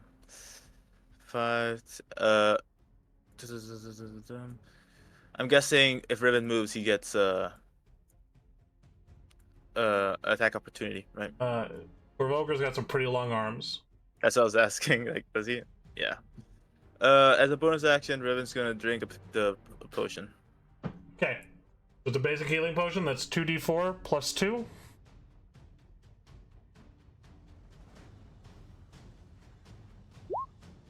That's 8 points of health back as you down the potion. Now moving on to Korvoger. Oh, are you doing anything else? Oh no, I can't. So that's it. Okay. At this point, Korvoger is going to Talon Swipe at Eeny, meeny, miny, mo. We'll do this. Nico, odds or evens? We'll go odds. Alright, he's hitting Rocky. Is this gonna be my third character death? This poor guy. He is going to Talon Swipe towards you. That is a 15? Sorry. Valro's gonna use a reaction to shield. Okay. That takes you out of range for that? I assume you wouldn't shield if it wasn't actually going to help you, so... Yeah. I just saw the armor class. I thought I have a different armor class over here. Yeah, it's it hits.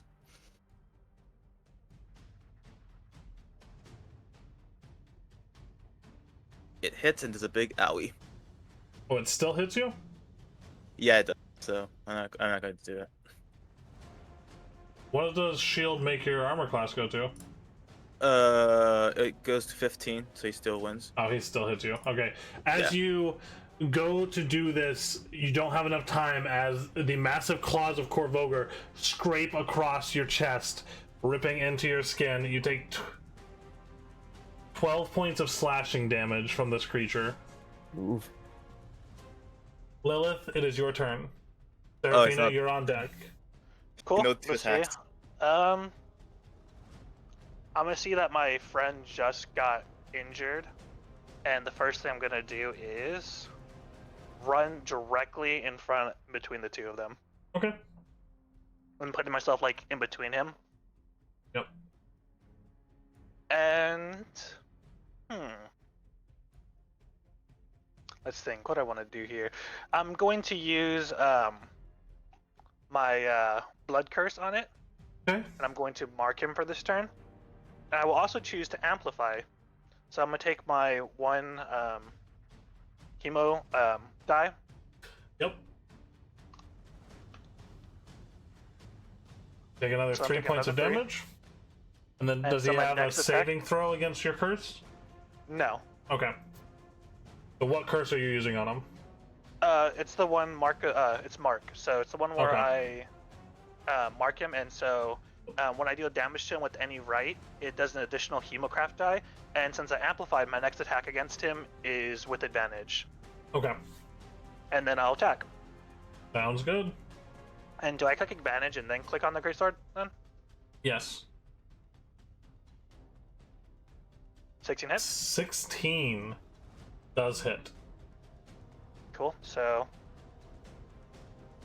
That's 5 cold, 11 slashing, and then just go down. I will re-roll one of the two. Okay. So that, what is that? Is it D6? So I'm gonna re-roll it for /R1. So that is a 6. So instead of 11, it's 15. Okay, so it's 15 plus 5, and then just on the frost right, just click on the frost right on your character sheet to roll another die of damage for your right. Got you. So frost right here. Yep. So 10 cold and 15 slashing. Jesus That's Christ. fucking good. That's 25 points of damage. And job, bro. As then you I'm attacking slash into it, you see its wounds freezing over as it does it, and go ahead and make your second attack. Yeah, see Torrent sees this, he just let me- winces. He's like, normal. ooh. Oh, damn. Oof. 11 does not hit. As you go, it goes and grabs the blade of your sword, slamming it into the ground, almost knocking you off balance.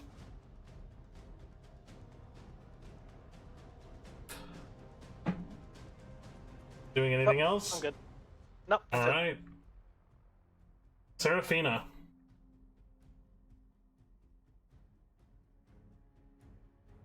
Hello. Hello.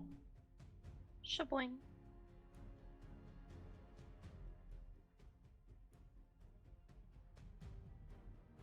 So since you are flanking, you do have advantage.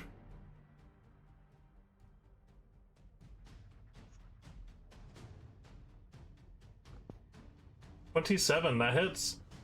Jesus Christ. 13 piercing damage. As you run over and then just begin jabbing your Whispering Wind into the side of the creature. 22 also hits.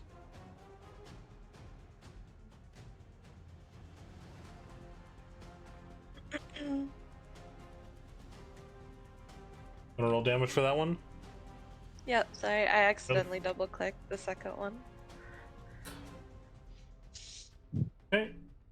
And then bonus action attack, or are you doing something else with your bonus action? Let me see what I can do in my bonus action.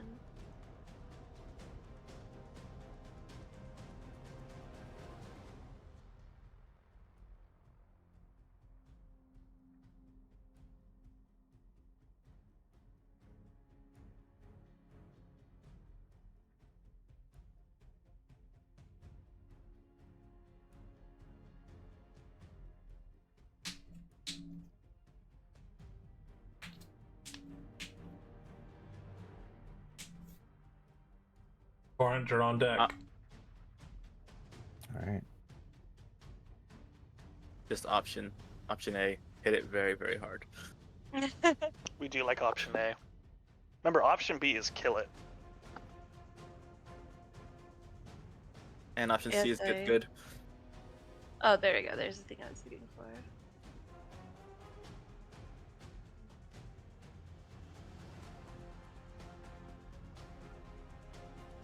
Well, that doesn't tell me what it does. That's rude. What were you looking for? Superiority dice. Oh, you add those onto your attacks.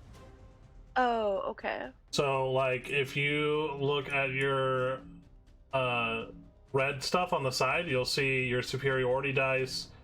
Main one is your maneuvers, and then it goes over to superiority dice, and then below that you'll see 3 maneuvers: disarming attack, lunging attack, and sweeping attack. Ooh. Oh, is that what that means? Yeah, so you can use those along with your actual attacks to do additional stuff. Oh, okay.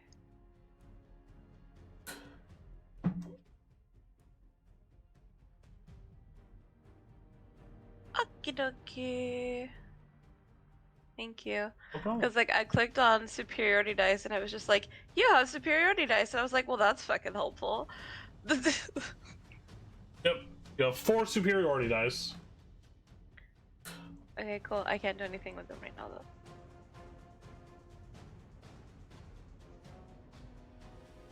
So you just want a bonus action attack with your offhand weapon? Sure. 26, that hits. Fucking Christ. Shaboing. Another 13. 13. Lucas cheating, confirmed. Yeah, seriously. 13 is just- my favorite numbers. This is. Did she Or roll just like max these- damage 3 times in a row? Yeah, Yeah, Torrent so just that's how sees Mavra killed everything. these 2 knights just completely slashing and stabbing, just going ham on this bird. He just looks over in horror. I'd just like to say I missed once. Like he's a I cleric. want and some he's chicken never wings. seen Leave this me stuff. alone. Yeah, as you just a whirling dervish of rapiers slamming the blades into this creature, leaving craters in the almost wood-like exterior of its body. It is not looking great. At the end of Seraphina's turn, it will use another legendary action to use a Mystic Shriek. So once per short rest, Korvoger can emit a shriek. All creatures within 60 feet must succeed on a wisdom saving throw or be stunned until the end of Korvoger's next turn. I need everyone to make a wisdom saving throw.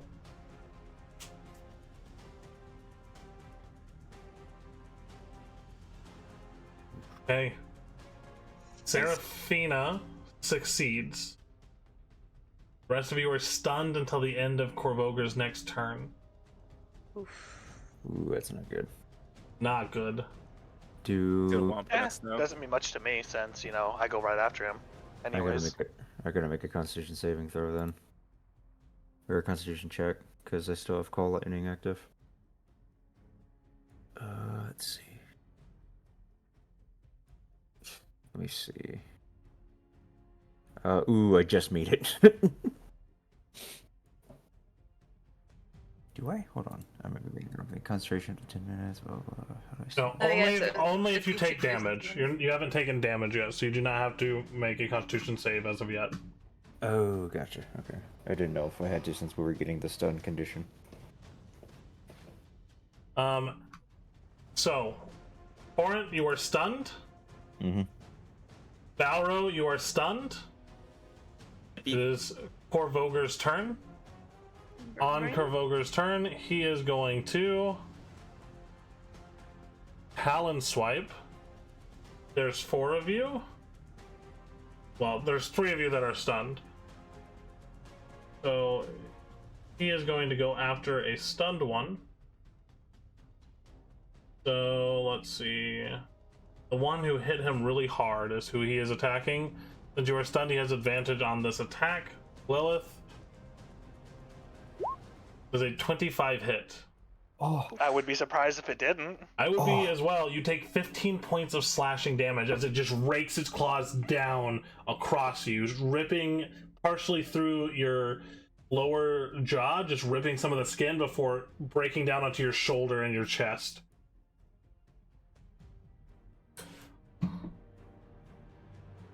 Okay. It's gonna pay for that in 0.3 seconds. Yeah. Lilith, it is your turn. She's gonna Okay. rage. Well, Not even a so, barbarian, but she's gonna rage. I'm gonna Nope. obviously look at this slight and attack this man who just decided to. Wait, actually, wait. I'm gonna use Mark first. Okay. So he's marked again. Will deal Crimson Right extra damage, and I attack with my greatsword. Okay. That's a natural Ooh. 20. ooh. Let's do some damage, So that's 6 for 12 and 17 for 34. and I'll click my cold damage again. So that's 46. The other 46 up to 56. All dice Cool. damage is doubled. All right, it's doubled. So, as you slice into it, just a burst of icy crystals jut out from the interior of the wound, slicing through Korvoger, and a wail of pain just erupts from his form. And then I go for the second attack. Okay. And we're doing with advantage because I have flank, correct? Yep. Or is she... Let's see. I want to read marked. Is it only the first one? Nope. It's just whenever I deal damage. Cool. Until end my turn. That's freaking great. Let's see what Great Sword does this time. And that's another nat 20. That's another nat Holy 20. shit. That's for 8. And then I And do another then- cold. 26. Oh, it's a 1. 6 plus 8 is 34. Plus 2 is 36 points of damage. Getting his ass whipped by some teenager. Yeah, you know what? I'll take a nat 1 for the cold damage. Fucking Would never one in, be. 1 in 400 chance. 2 nat 20s. Yeah. As this happens, Korvoger lets out another scream of pain as pieces of its body are starting to fall off. At the end of Lilith's turn, it will use a legendary action since they reset at the beginning of its turn for another behemoth jump. Oh, Is that going chicken to shit. jump 30 feet.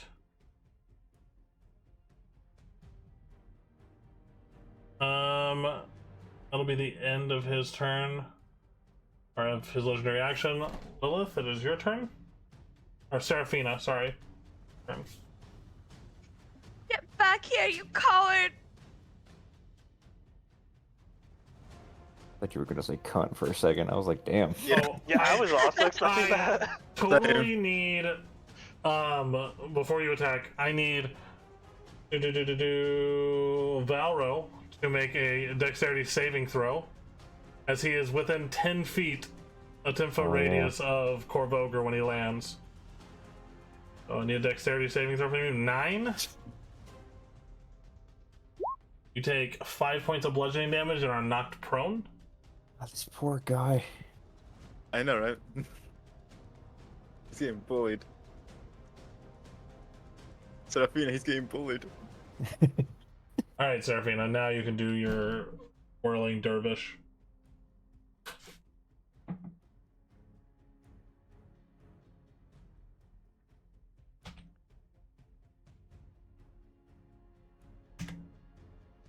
"27 hits, 9 points of piercing damage. 22 hits for 9 points of piercing damage. If you roll 3 nines, I'm deleting your character. Yeah, forever. And he means Okay, that's Mabra. another 22. 22 hits. 7. Oh, Ah! So close. Was really hoping.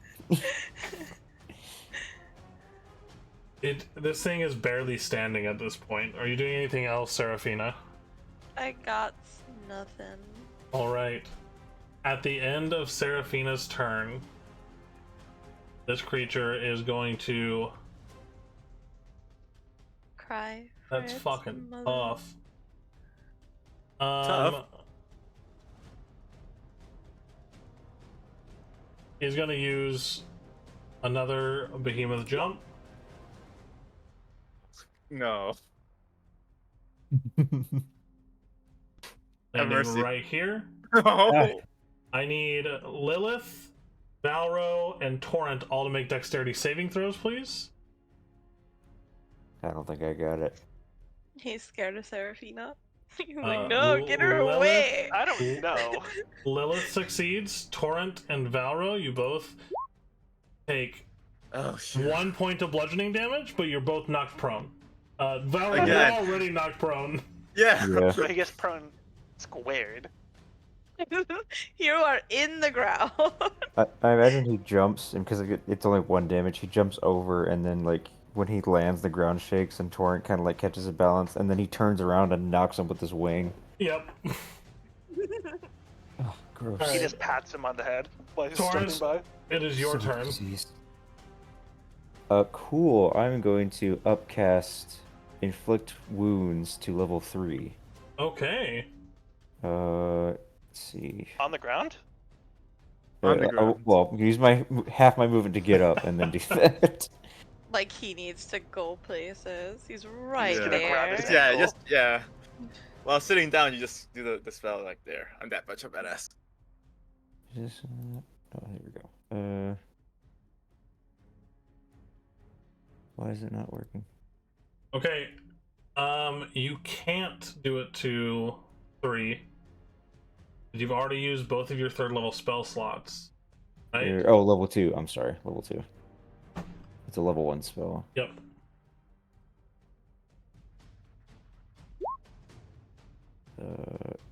Why is it?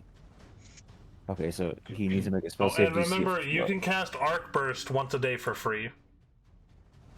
as Yeah, a but storm on yeah, but I think there's an area of effect on my There- target too. There is. Yep.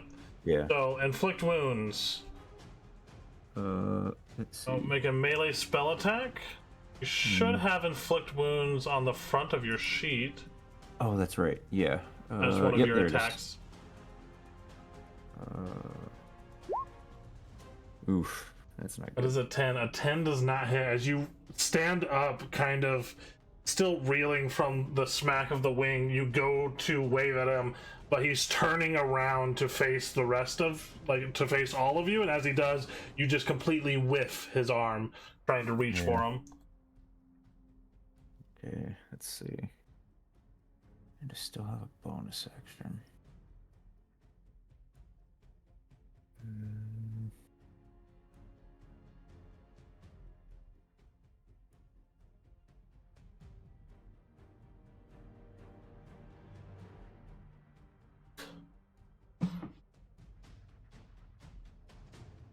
Let's see. Action. A raid. How do I know? Oh, jeez. Okay. Why is it still doing it? Yeah. I'm not doing it anymore, I promise. Yeah, and then I think I Because got you bonus glitched action. it out, my Move guy. weapon closer. 1, 2, 3, 4. And that'll be it. That's it. Yeah. All right, Valro, it is your turn. Would you like to stand up? Yes, please. Can you stand up? Find out this time. Yeah. Find out this time on. You see Valro just coughing up blood. What would you like to do, Valro? Can I get a cone of 15 feet, please? Yeah. I'm just Excuse curious. me, sir. Don't worry, don't worry, don't worry. Like made That's out why I'm of asking. 15 different feet? Yes. There you go. Yeah, I'm concerned. you will hit other people. Yes. Doing the math. You don't need to do the math. I can tell you right now, you 15-foot cone towards Korvoger, you were at least hitting one other person. No, Wait, he even if I move? No, not I if still you have move. 15 feet. he Yeah, can no, move that's like what I'm right saying. here. I was gonna move right here. That's why I was doing the Yeah. calculations. Yeah, from here, no, of course I'm not going to get it from there. Valro is not a psychopath. 5'10", that's enough movement. And he's gonna cast Burning Hands at the last 3rd level spell. All right. He goes, he's just coughing off blood, just tattered and bruised, and he's like, "It's run off!" And he's gonna cast Burning Hands. As flames erupt, showering from your hands. Is it dexterity saving throw? Yep, and I'll give it to you. The 12? That's 7, 17. 8, 15 points of fire damage. If it hits. And he's on the board. It does hit. He failed his dex saving throw. I didn't see it. I thought I was like, Yeah, he rolled a 12. nice. Yeah, it screeches in pain, falling to one of its knees. It just is wildly swinging its claws in all directions. You doing anything else? Can't do anything else. I'm a wizard. Yeah, I'm done. Alright. Korvoger's possibly last turn. He is going to whip his claws back. This time towards Torrent. Mm-hmm. Phew. That is a 15 Torrent. And here I thought he'd want me. That is a miss, but I'm gonna use my reaction to use Wrath of the Storm. Okay. Let's see. Creature must pass a dexterity saving throw. Of I don't know what. Let me just do this. For slow, you can throw as big attackers. When a creature within 5 feet of you that you can see hits you with an attack. Oh, it has to be a hit. Okay. Is that how reactions work? You can use reaction cause a creature to make a dexterity throw. Okay, never mind. I guess he didn't technically hit me, so. Yep. We can have him hit you instead if you want. I'm perfectly fine. I'm good. Yeah. Yeah, never mind. Damn. Okay. But he missed regardless, so. He did miss. And that is the end of his turn. Lilith, it is your turn. Question. Mhm. Do I get advantage if I move right here? If you move Move. right here, Right here? yep, because you'll be flanking with Torrent. Yeah, fuck it, let's move. Okay. So over here, right? Yep. There Got we one go. more down. Oh, one more down. There you 12, go. 10, 13, 20. Okay. And you know, I can't use any more of my marks, so I might as well use my bonus action to drink a potion real quick. Okay. So that's 1 or 2d4 plus 2, right? Yep.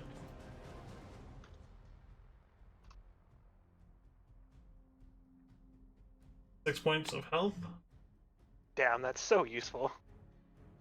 And then I'm gonna make my first attack on him. Okay. 25 Does hits. 25 hit? 15 points I of will damage. be re-rolling one of the one. Okay.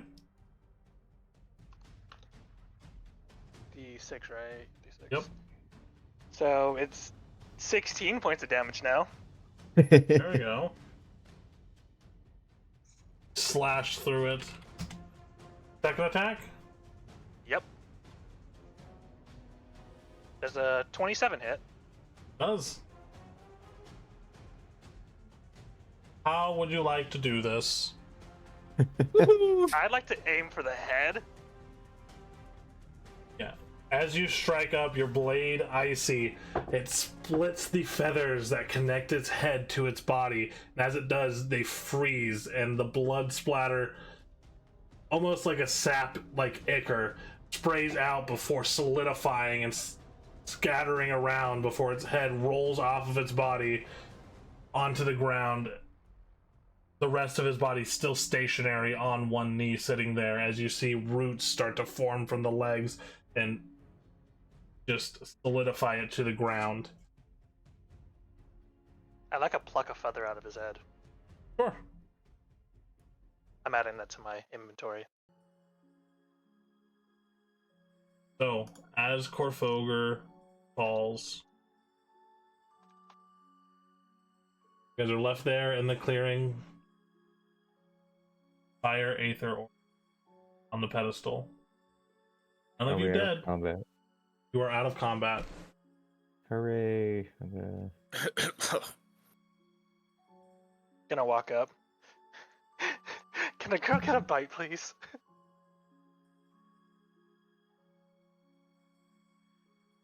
Take the Then Fire what? Aether Orb Torrent. No, not yet. Can I inspect the pedestal? Yeah. Roll an investigation or an arcana check. Alright. So do an arcana check. Cool. 5. Nothing seems strange about the pedestal. It is not covered in Orb. runes like the first one. The thing that stands out the most to you about the pedestal is that there is a large, bright red orb on the top of it. Awesome. Torrent, what?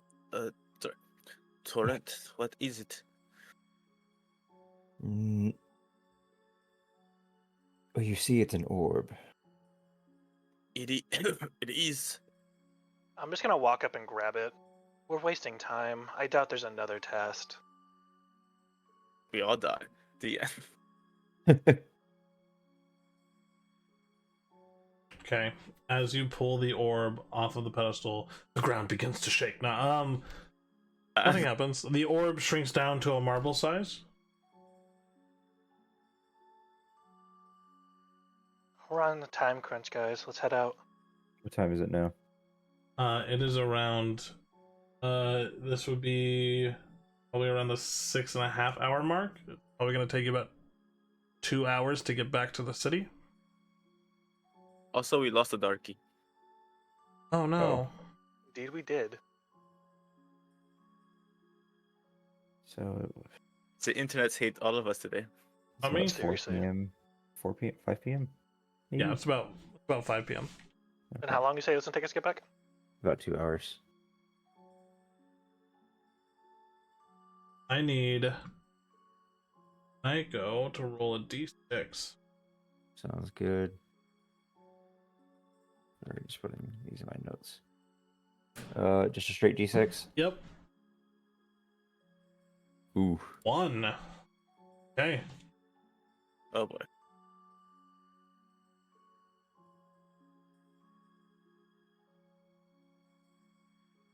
And then they all Although- died. Darkie says her internet went down, so that's why.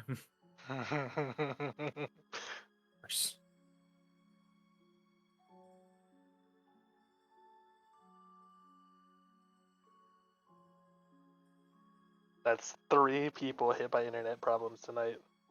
Gross. That's the odds of that. Fucking rude. About as high as me getting 3 crits tonight. Yeah, today has been a very weird day. I got 2 crits in a row, which is insane. I go with our Okay. main party and like, nope, no crits for you. As you all begin your trek back out of the forest to Mhm. Elmacath, find yourselves a little more comfortable navigating the forested area. The final echoes of battle fade into the stillness of the Ravenwood. You're all wary, yet very triumphant. Make your way back to the shining city of Elmacath. As the city's majestic gates come into view, a sense of accomplishment fills the air, lifting spirits of each of you. The city square is bustling with excitement as you approach the grand stage where the trial of Blade and Aether is set to conclude. Crowd parts as they see you all turning. Whispers precede you all, spreading like wildfire among the spectators. With the 3 Aether orbs in hand, you all ascend the steps to the stage where the headmasters Bartholomew Cinder and Erwin Julius await with proud smiles. They step forward to meet you as you all place the orbs on the first place pedestal. Being the first to return, the stones clicking into place with a sound that resonates. Cinder, his eyes moving towards you all with pride, addresses the assembly. Let it be known across the great city of Elmacath that today these brave souls have not only triumphed in the trial of blood and Aether, but have returned first, showing that they truly are deserving of their rights and titles. They have shown us the power of courage, unity, and the indomitable spirit of our people. Julius nods in agreement, his voice resonant.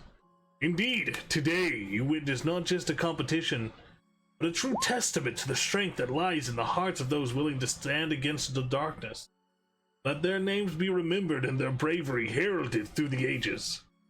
As applause and cheers erupt from the crowd, the headmasters present each of you with a medal crafted from the finest silver and gold, engraved with the emblem of the trial.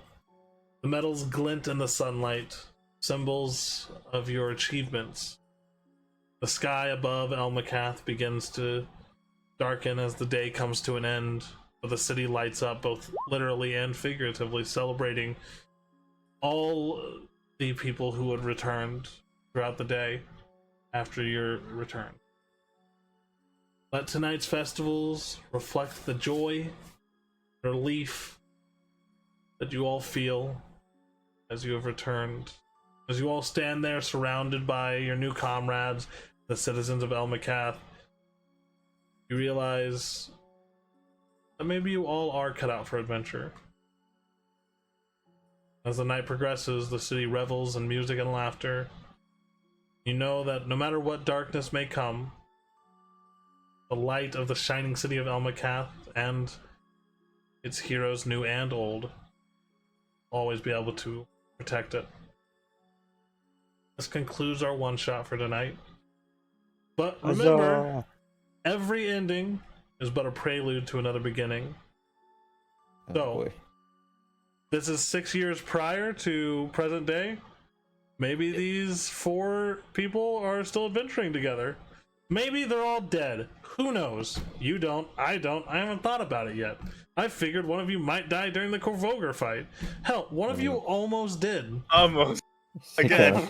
I make a luck check to see if we're still alive in the future? Well, you kind of did make a luck check. I had you roll a d6 to figure out what place you got, and you rolled a 1. So, That's true. that was pretty good. Yeah, we've been. Maybe we will revisit these characters in the future. Maybe if Nico decides to obey us and stay in his cage and eat what we give him instead of complaining about it just because it's stale bread, he may come back and play Torrent in the present day. A full-grown Maybe. Oni man. Or maybe he Full-grown- convinced me to finally play Blood Hunter and kills off Victor because he hates the twinks. Yeah. I don't hate class. the twinks. But thank you guys for watching. Thank you, Nico, for joining in. It was really fun having you, even though the internet issues. Oh yeah. And really fun. I think we'll be back next Saturday. Can't think of a reason we wouldn't be. So please, everyone who watched, love you all. See you all later. Bye. Night. Bye bye.